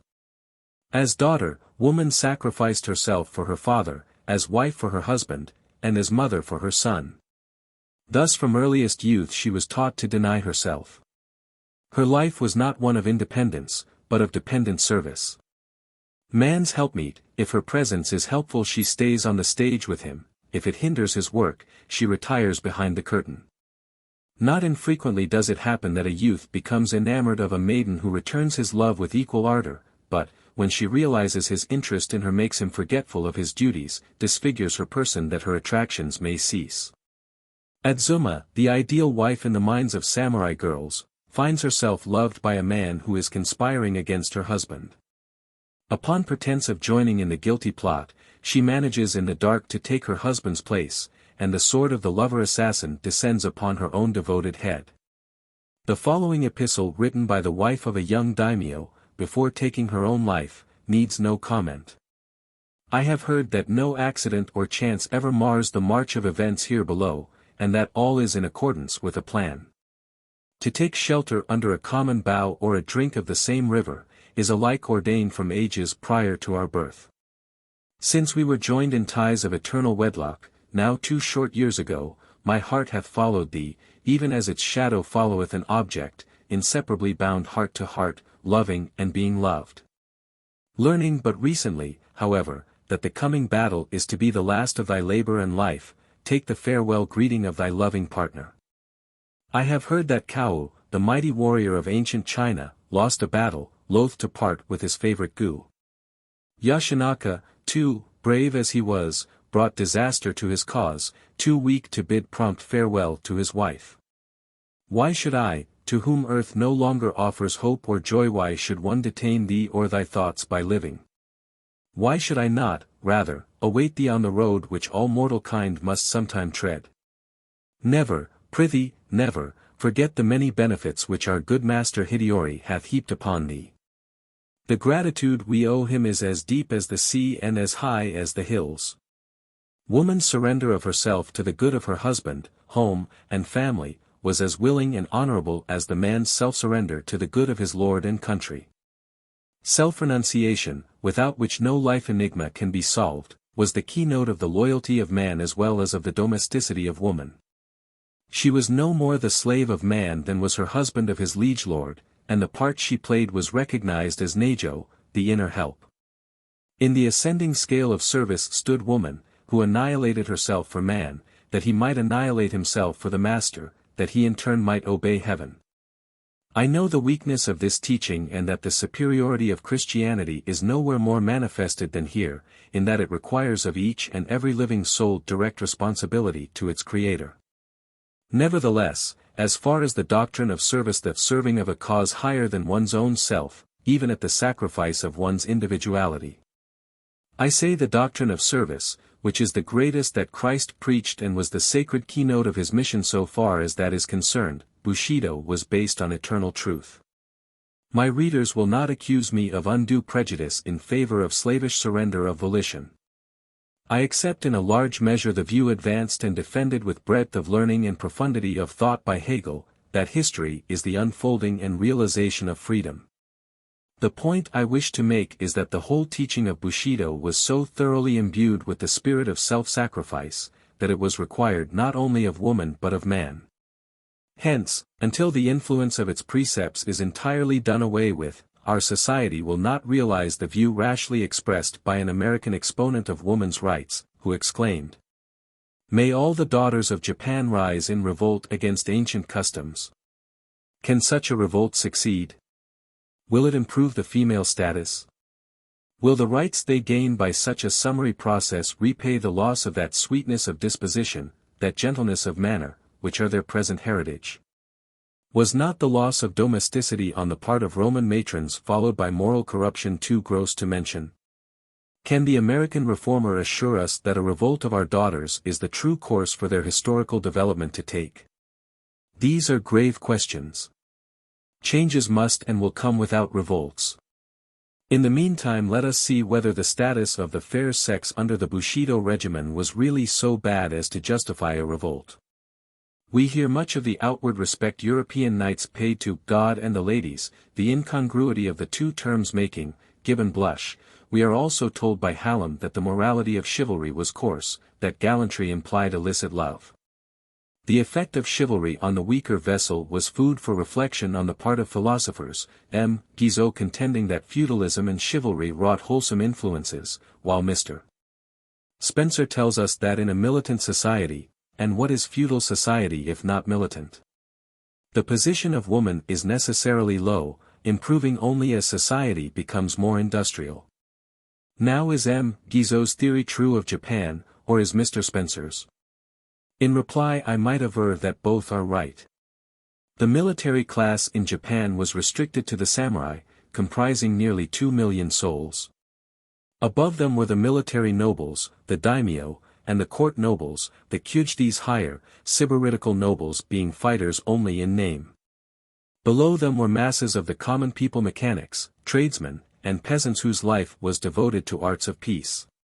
Thus what Herbert Spencer gives as the characteristics of a militant type of society may be said to have been exclusively confined to the samurai class, while those of the industrial type were applicable to the classes above and below it.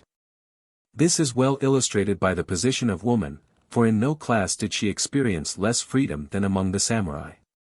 Strange to say, the lower the social class as, for instance, among small artisans the more equal was the position of husband and wife. Among the higher nobility, too, the difference in the relations of the sexes was less marked, chiefly because there were few occasions to bring the differences of sex into prominence, the leisurely nobleman having become literally effeminate. Thus Spencer's dictum was fully exemplified in old Japan. As to Guizot's, those who read his presentation of a feudal community will remember that he had the higher nobility especially under consideration, so that his generalization applies to the daimyo and the kyuj. I shall be guilty of gross injustice to historical truth if my words give one a very low opinion of the status of woman under Bushido. I do not hesitate to state that she was not treated as man's equal. But, until we learn to discriminate between differences and inequalities, there will always be misunderstandings upon this subject. When we think in how few respects men are equal among themselves, e.g. before law courts or voting polls, it seems idle to trouble ourselves with a discussion on the equality of sexes. When the American Declaration of Independence said that all men were created equal, it had no reference to their mental or physical gifts. It simply repeated what Oppian long ago announced, that before the law all men are equal. Legal rights were in this case the measure of their equality. Were the law the only scale by which to measure the position of woman in a community, it would be as easy to tell where she stands as to give her avoirdupois in pounds and ounces. But the question is there a correct standard in comparing the relative social position of the sexes? Is it right, is it enough, to compare woman's status to man's, as the value of silver is compared with that of gold, and give the ratio numerically? Such a method of calculation excludes from consideration the most important kind of value which a human being possesses, namely, the intrinsic.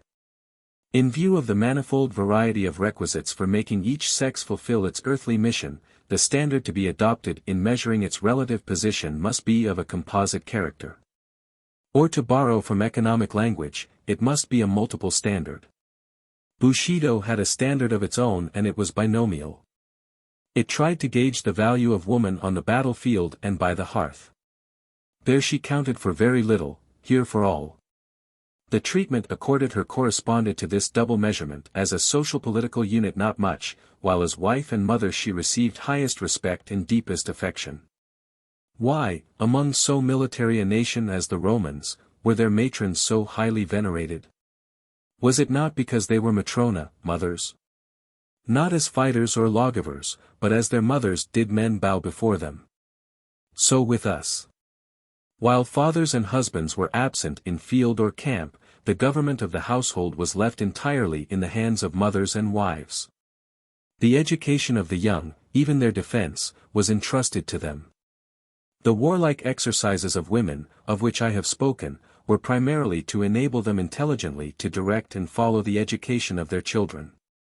I have noticed a rather superficial notion prevailing among half-informed foreigners, that because the common Japanese expression for one's wife is, my rustic wife, and the like, she is despised and held in little esteem. When it is told that such phrases as, my foolish father, my swinish son, my awkward self, etc., are in current use, is not the answer clear enough? To me it seems that our idea of marital union goes in some ways farther than the so-called Christian. Man and woman shall be one flesh.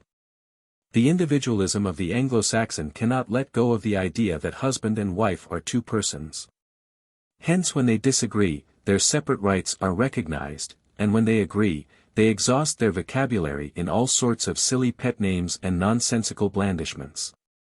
It sounds highly irrational to our ears, when a husband or wife speaks to a third party of his or her other half better or worse as being lovely, bright, kind, and what not. Is it good taste to speak of one's self as, my bright self, my lovely disposition, and so forth?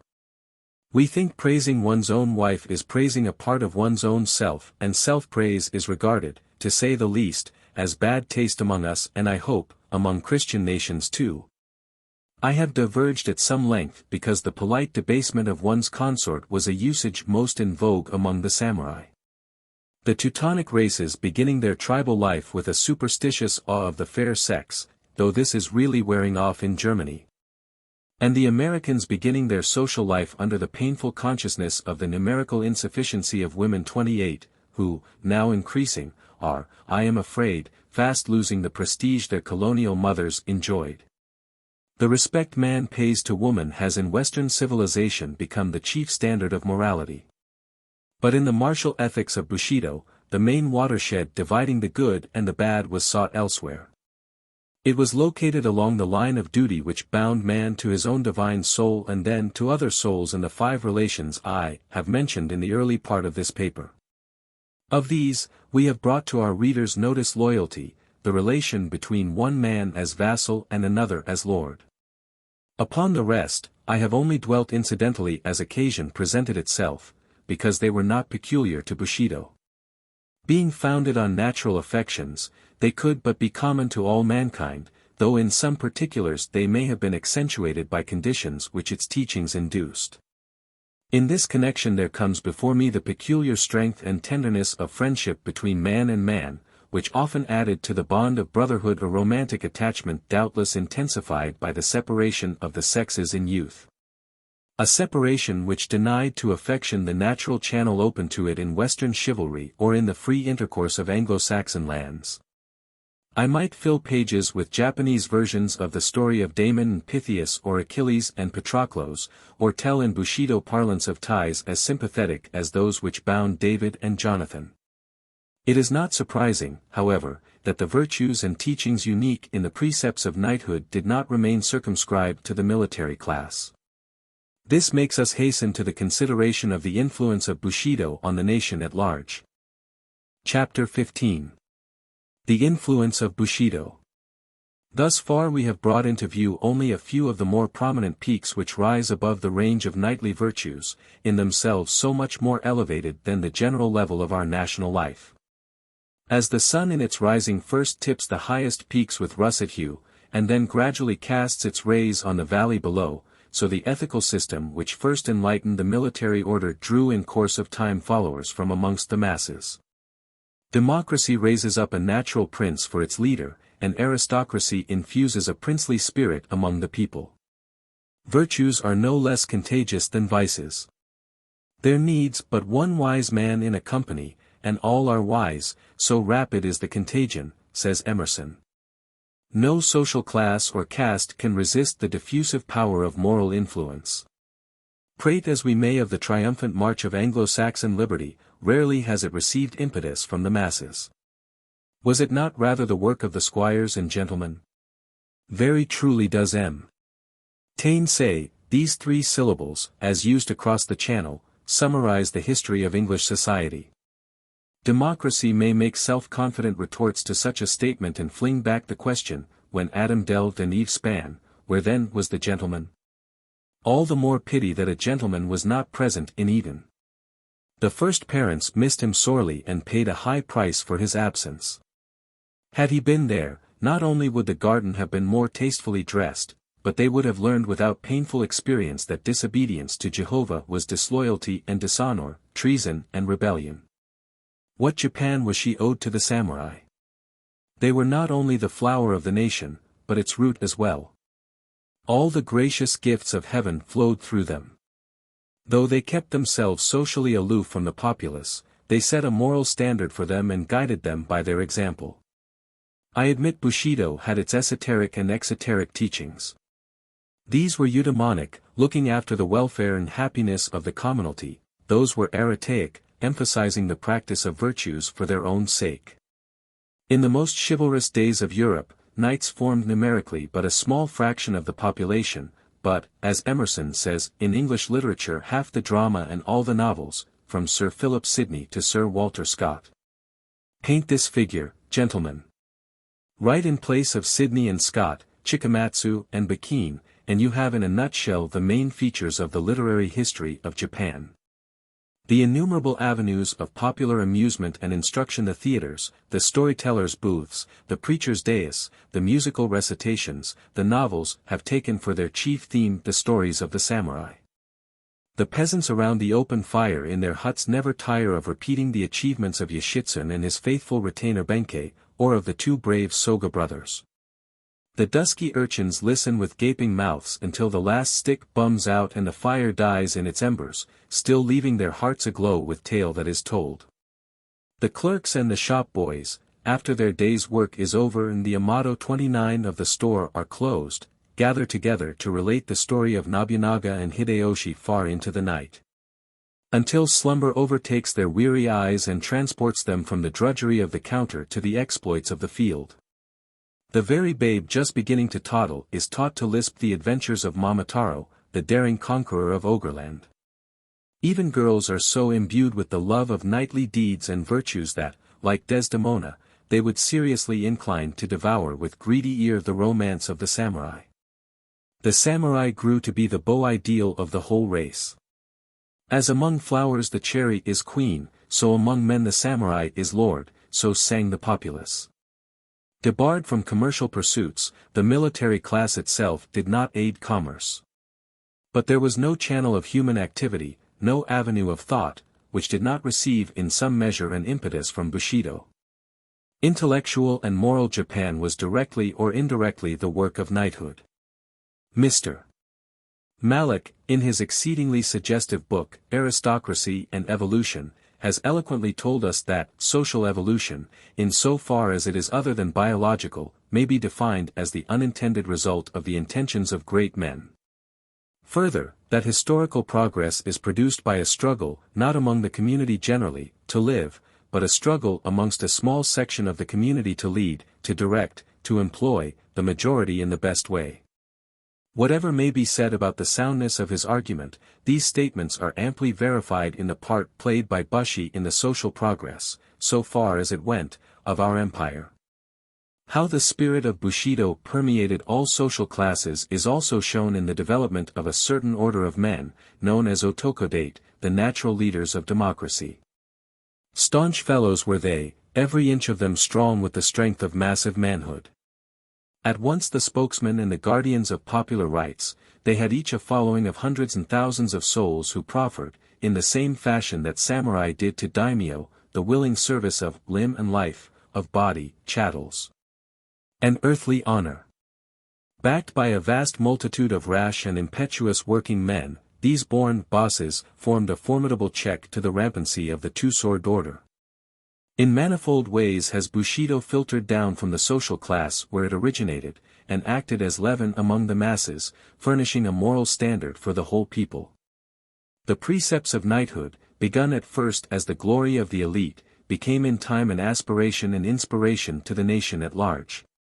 And though the populace could not attain the moral height of those loftier souls, yet Yamato Damashii, the soul of Japan, ultimately came to express the Volksgeist of the island realm. If religion is no more than morality touched by emotion, as Matthew Arnold defines it, few ethical systems are better entitled to the rank of religion than Bushido. Motori has put the mute utterance of the nation into words when he sings. Isles of blessed Japan. Should your Yamato spirit strangers seek to scan, say scenting morn's sunlit air, blows the cherry wild and fair. Yes, the Sakura 30 has for ages been the favorite of our people and the emblem of our character. Mark particularly the terms of definition which the poet uses, the words the wild cherry flower scenting the morning sun. The Yamato spirit is not a tame, tender plant, but a wild in the sense of natural growth. It is indigenous to the soil. Its accidental qualities it may share with the flowers of other lands, but in its essence it remains the original, spontaneous outgrowth of our clime. But its nativity is not its sole claim to our affection. The refinement and grace of its beauty appeal to our aesthetic sense as no other flower can. We cannot share the admiration of the Europeans for their roses, which lack the simplicity of our flower. Then, too, the thorns that are hidden beneath the sweetness of the rose, the tenacity with which she clings to life, as though loath or afraid to die rather than drop untimely, preferring to rot on her stem. Her showy colors and heavy odors, all these are traits so unlike our flower, which carries no dagger or poison under its beauty, which is ever ready to depart life at the call of nature, whose colors are never gorgeous, and whose light fragrance never palls. Beauty of color and of form is limited in its showing, it is a fixed quality of existence, whereas fragrance is volatile, ethereal as the breathing of life. So in all religious ceremonies frankincense and myrrh play a prominent part. There is something spirituel in redolence.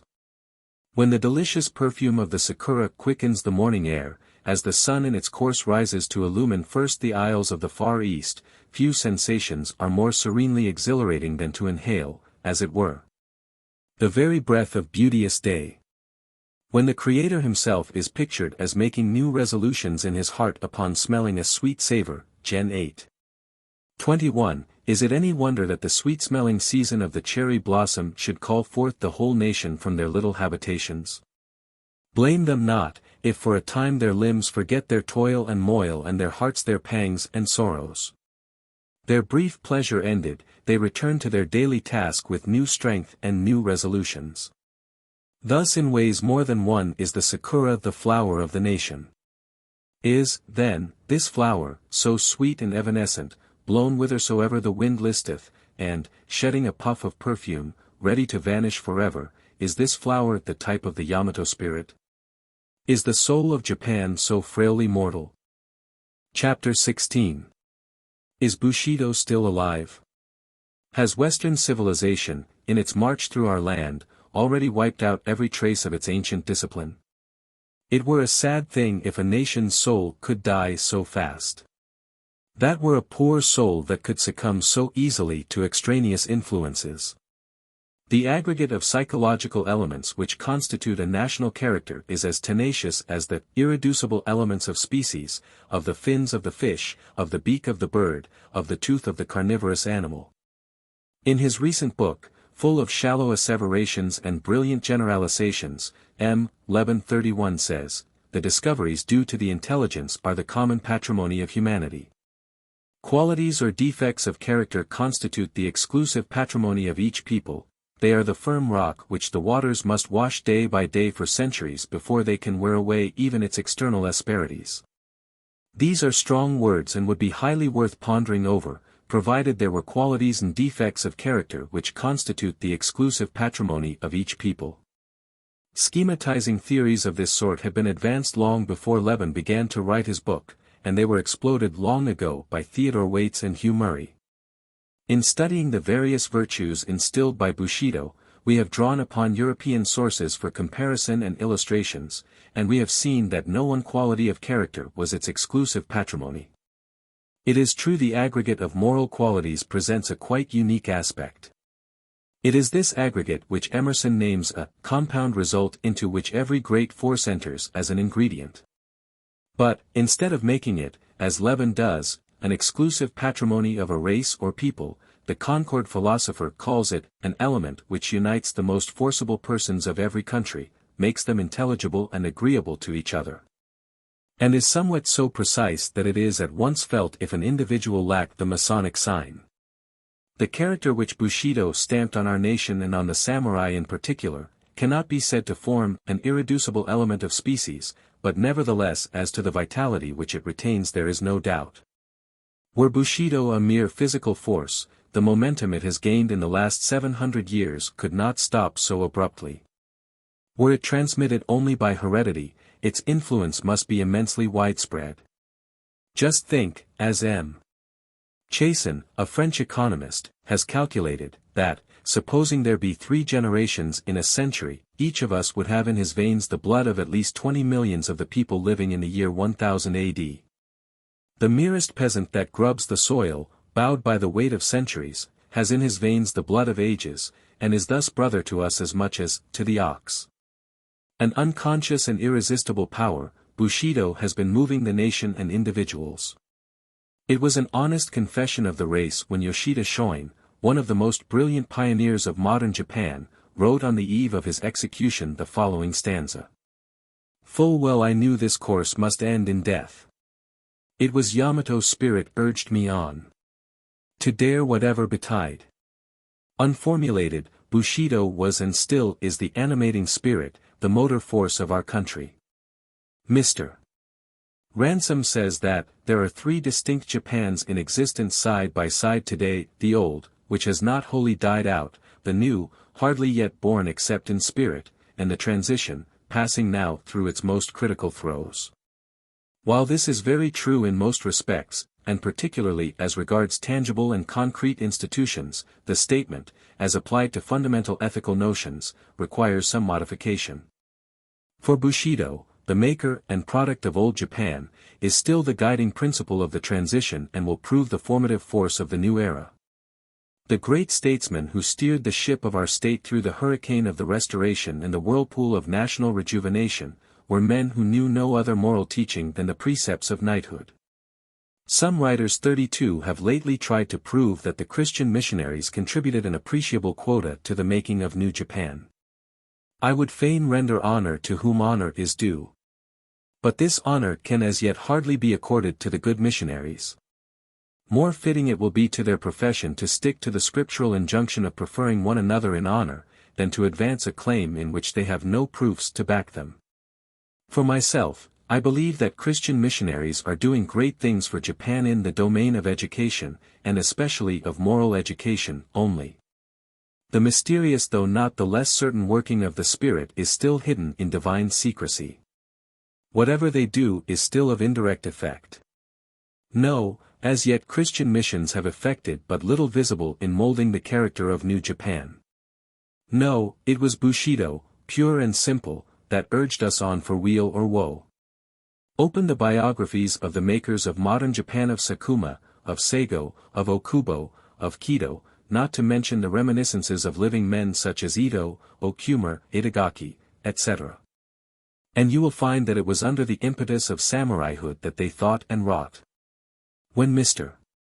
Henry Norman declared, after his study and observation of the Far East, that the only respect in which Japan differed from other Oriental despotisms lay in the ruling influence among her people of the strictest, loftiest, and the most punctilious codes of honor that man has ever devised, He touched the mainspring which has made New Japan what she is, and which will make her what she is destined to be. 33. The transformation of Japan is a fact patent to the whole world. Into a work of such magnitude various motives naturally entered, but if one were to name the principal, one would not hesitate to name Bushido. When we opened the whole country to foreign trade, when we introduced the latest improvements in every department of life, when we began to study Western politics and sciences, our guiding motive was not the development of our physical resources and the increase of wealth. Much less was it a blind imitation of Western customs. A close observer of Oriental institutions and peoples has written, "We are told every day how Europe has influenced Japan, and forget that the change in those islands was entirely self-generated, that Europeans did not teach Japan. But that Japan of herself chose to learn from Europe methods of organization, civil and military, which have so far proved successful. She imported European mechanical science, as the Turks years before imported European artillery. That is not exactly influence," continues Mr. Townsend, "unless, indeed, England is influenced by purchasing tea in China. Where is the European apostle, asks our author, or philosopher or statesman or agitator, who has remade Japan?" 34. Mr. Townsend has well perceived that the spring of action which brought about the changes in Japan lay entirely within our own selves. And if he had only probed into our psychology, his keen powers of observation would easily have convinced him that this spring was no other than Bushido. The sense of honor which cannot bear being looked down upon as an inferior power, that was the strongest of motives. Pecuniary or industrial considerations were awakened later in the process of transformation. The influence of Bushido is still so palpable that he who runs may read. A glimpse into Japanese life will make it manifest. Read Hearn, the most eloquent and truthful interpreter of the Japanese mind, and you see the working of that mind to be an example of the working of Bushido. The universal politeness of the people, which is the legacy of knightly ways, is too well known to be repeated anew. The physical endurance, fortitude, and bravery that the little Jap possesses, were sufficiently proved in the Chino-Japanese War. 35. Is there any nation more loyal and patriotic, is a question asked by many, and for the proud answer, there is not. We must thank the precepts of knighthood. On the other hand, it is fair to recognize that for the very faults and defects of our character, Bushido is largely responsible. Our lack of abstruse philosophy. While some of our young men have already gained international reputation in scientific researches, not one has achieved anything in philosophical lines is traceable to the neglect of metaphysical training under Bushido's regimen of education. Our sense of honor is responsible for our exaggerated sensitiveness and touchiness, and if there is the conceit in us with which some foreigners charge us, that, too, is a pathological outcome of honor. Have you seen in your tour of Japan many a young man with unkempt hair, dressed in shabbiest garb, carrying in his hand a large cane or a book, stalking about the streets with an air of utter indifference to mundane things? He is the shui, student, to whom the earth is too small and the heavens are not high enough. He has his own theories of the universe and of life. He dwells in castles of air and feeds on ethereal words of wisdom. In his eyes beams the fire of ambition, his mind is athirst for knowledge. Penury is only a stimulus to drive him onward, worldly goods are in his sight shackles to his character. He is the repository of loyalty and patriotism. He is the self-imposed guardian of national honor. With all his virtues and his faults, he is the last fragment of Bushido. Deep-rooted and powerful as is still the effect of Bushido, I have said that it is an unconscious and mute influence. The heart of the people responds, without knowing a reason why, to any appeal made to what it has inherited, and hence the same moral idea expressed in a newly translated term and in an old Bushido term, has a vastly different degree of efficacy. A backsliding Christian, whom no pastoral persuasion could help from downward tendency, was reverted from his course by an appeal made to his loyalty, the fidelity he once swore to his master. The word loyalty revived all the noble sentiments that were permitted to grow lukewarm. A party of unruly youths engaged in a long-continued student strike in a college, on account of their dissatisfaction with a certain teacher, disbanded at two simple questions put by the director: is your professor a worthy character? If so, you ought to respect him and keep him in the school. Is he weak? If so, it is not manly to push a falling man. The scientific incapacity of the professor, which was the beginning of the trouble, dwindled into insignificance in comparison with the moral issues hinted at.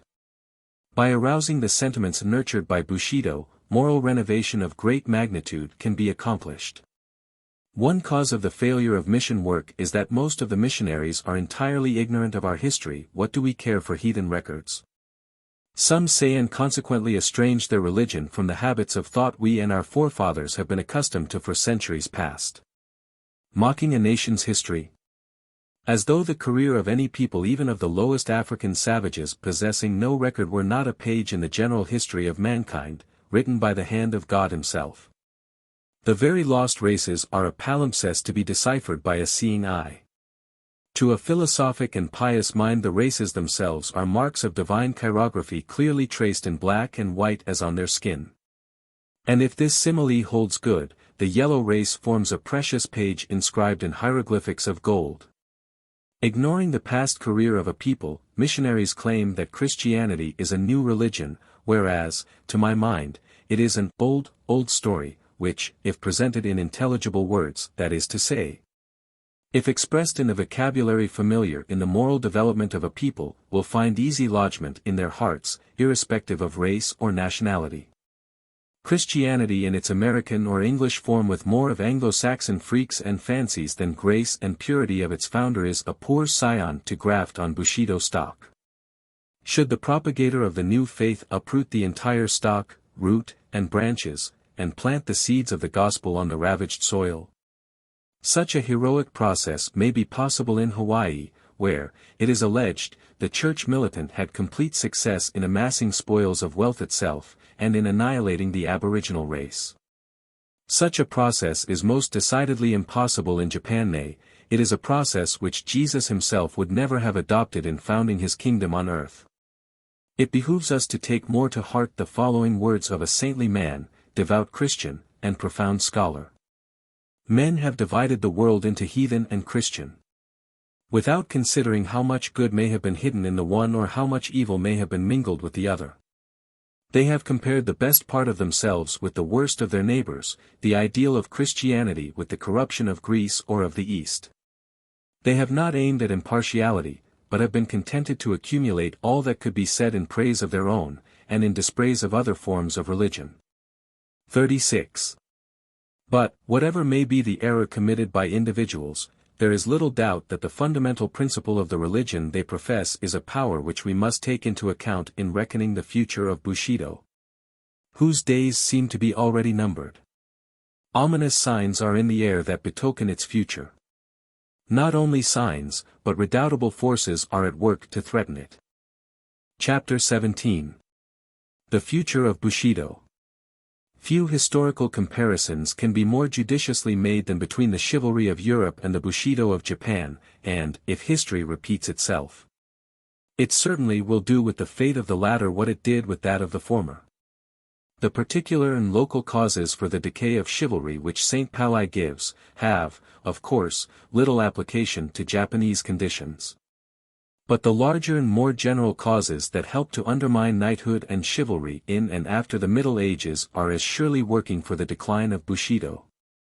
One remarkable difference between the experience of Europe and of Japan is, that whereas in Europe, when chivalry was weaned from feudalism and was adopted by the Church, it obtained a fresh lease of life, in Japan no religion was large enough to nourish it.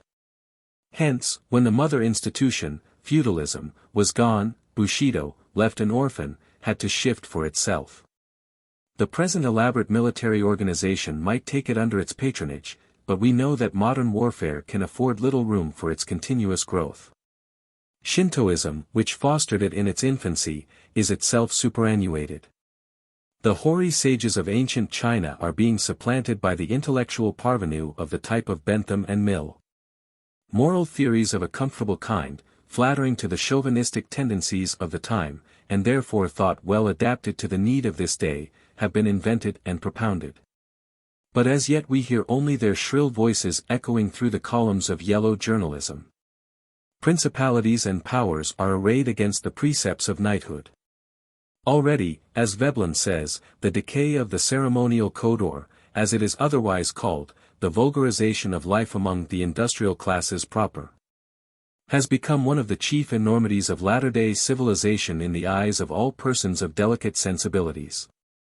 The irresistible tide of triumphant democracy, which can tolerate no form or shape of trust, and Bushido was a trust organized by those who monopolized reserve capital of intellect and culture, fixing the grades and value of moral qualities, is alone powerful enough to engulf the remnant of Bushido. The present societary forces are antagonistic to petty class spirit, and chivalry is, as Freeman severely criticizes, a class spirit. Modern society, if it pretends to any unity, cannot admit purely personal obligations devised in the interests of an exclusive class. 37 Add to this the progress of popular instruction, of industrial arts and habits, of wealth and city life. Then we can easily see that neither the keenest cuts of samurai sword or the sharpest shafts shot from Bushido's boldest bows cannot avail. The state built upon the rock of honor and fortified by the same, shall we call it the Ehrenstadt, or, after the manner of Carlyle, the hierarchy, is fast falling into the hands of quibbling lawyers and gibbering politicians armed with logic-chopping engines of war. The words which a great thinker used in speaking of Teresa and Antigone may aptly be repeated of the samurai, that the medium in which their ardent deeds took shape is forever gone. Alas for knightly virtues! Alas for samurai pride! Morality ushered into the world with the sound of bugles and drums, is destined to fade away as the captains and the kings depart. If history can teach us anything, the state built on martial virtues, be it a city like Sparta or an empire like Rome, can never make on earth a continuing city. Universal and natural as is the fighting instinct in man, fruitful as it has proved to be of noble sentiments and manly virtues, it does not comprehend the whole man. Beneath the instinct to fight there lurks a diviner instinct to love. We have seen that Shintoism, Mencius, and Wan Yang Ming, have all clearly taught it, but Bushido and all other militant types of ethics, engrossed doubtless, with questions of immediate practical need, too often forgot duly to emphasize this fact. Life has grown larger in these latter times. Callings nobler and broader than a warrior's claim our attention today. With an enlarged view of life, with the growth of democracy, with better knowledge of other peoples and nations, the Confucian idea of benevolence, dare I also add the Buddhist idea of pity, will expand into the Christian conception of love. Men have become more than subjects, having grown to the estate of citizens, nay, they are more than citizens, being men. Though war clouds hang heavy upon our horizon, we will believe that the wings of the angel of peace can disperse them. The history of the world confirms the prophecy that the meek shall inherit the earth. A nation that sells its birthright of peace, and backslides from the front rank of industrialism into the file of filibusterism, makes a poor bargain indeed. When the conditions of society are so changed that they have become not only adverse but hostile to Bushido, it is time for it to prepare for an honorable burial. It is just as difficult to point out when chivalry dies, as to determine the exact time of its inception. Dr. Miller says that chivalry was formally abolished in the year 1559, when Henry II of France was slain in a tournament. With us, the edict formally abolishing feudalism in 1870 was the signal to toll the knell of Bushido. The edict, issued 5 years later, prohibiting the wearing of swords, rang out the unbought grace of life, the cheap defense of nations, the nurse of manly sentiment and heroic enterprise. It rang in the new age of sophisters, economists, and calculators. It has been said that Japan won her late war with China by means of Murata guns and Krupp cannon. It has been said the victory was the work of a modern school system, but these are less than half-truths. Does ever a piano, be it of the choicest workmanship of Urbar or Steinway, burst forth into the rhapsodies of Liszt or the sonatas of Beethoven, without a master's hand? Or, if guns win battles, why did not Louis Napoleon beat the Prussians with his mitrailleuse, or the Spaniards with their Mausers, the Filipinos, whose arms were no better than the old-fashioned Remingtons? Needless to repeat what has grown a trite saying, that it is the spirit that quickeneth, without which the best of implements profiteth but little. The most improved guns and cannon do not shoot of their own accord. The most modern educational system does not make a coward a hero. No. What won the battles on the Yalu, in Korea and Manchuria, were the ghosts of our fathers, guiding our hands and beating in our hearts. They are not dead, those ghosts, the spirits of our warlike ancestors. To those who have eyes to see, they are clearly visible. Scratch a Japanese of the most advanced ideas, and he will show a samurai. The great inheritance of honor, of valor, and of all martial virtues is, as Professor Cram very fitly expresses it, but ours on trust, the fief inalienable of the dead and of the generations to come. And the summons of the present is to guard this heritage, nor to bate one jot of the ancient spirit. The summons of the future will be so to widen its scope as to apply it in all walks and relations of life. It has been predicted and predictions have been corroborated by the events of the last half-century that the moral system of feudal Japan, like its castles and its armories, will crumble into dust. And new ethics rise phoenix-like to lead New Japan in her path of progress. Desirable and probable as the fulfillment of such a prophecy is, we must not forget that a phoenix rises only from its own ashes, and that it is not a bird of passage, neither does it fly on pinions borrowed from other birds. The kingdom of God is within you. It does not come rolling down the mountains, however lofty, it does not come sailing across the seas, however broad. God has granted, says the Quran, to every people a prophet in its own tongue. The seeds of the kingdom, as vouched for and apprehended by the Japanese mind, blossomed in Bushido. Now its days are closing, sad to say, before its full fruition, and we turn in every direction for other sources of sweetness and light, of strength and comfort, but among them there is as yet nothing found to take its place. The Prophet Allah's philosophy of utilitarians and materialists finds favor among logic choppers with half a soul. The only other ethical system which is powerful enough to cope with utilitarianism and materialism is Christianity, in comparison with which Bushido, it must be confessed, is like a dimly burning wick which the Messiah was proclaimed not to quench, but to fan into a flame. Like his Hebrew precursors, the prophets, notably Isaiah, Jeremiah, Amos, and Habakkuk, Bushido laid particular stress on the moral conduct of rulers and public men and of nations, whereas the ethics of Christ, which deal almost solely with individuals and his personal followers, will find more and more practical application as individualism, in its capacity of a moral factor, grows in potency.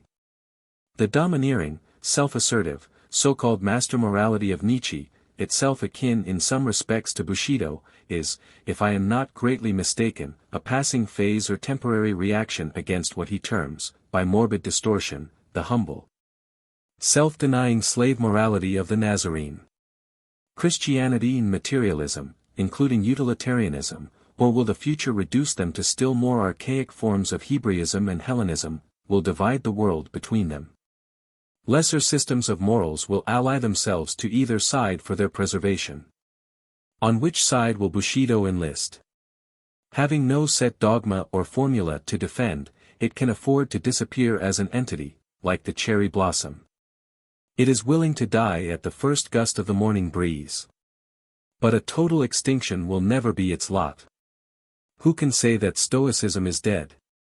It is dead as a system. But it is alive as a virtue, its energy and vitality are still felt through many channels of life in the philosophy of Western nations, in the jurisprudence of all the civilized world. Nay, wherever man struggles to raise himself above himself, wherever his spirit masters his flesh by his own exertions, there we see the immortal discipline of Zeno at work. Bushido as an independent code of ethics may vanish, but its power will not perish from the earth, its schools of martial prowess or civic honor may be demolished, but its light and its glory will long survive their ruins. Like its symbolic flower, after it is blown to the four winds, it will still bless mankind with the perfume with which it will enrich life. Ages after, when its customaries will have been buried and its very name forgotten, its odors will come floating in the air as from a far-off, unseen hill, the wayside gaze beyond. Then in the beautiful language of the Quaker poet. The traveler owns the grateful sense of sweetness near, he knows not whence. And, pausing, takes with forehead bare the benediction of the air.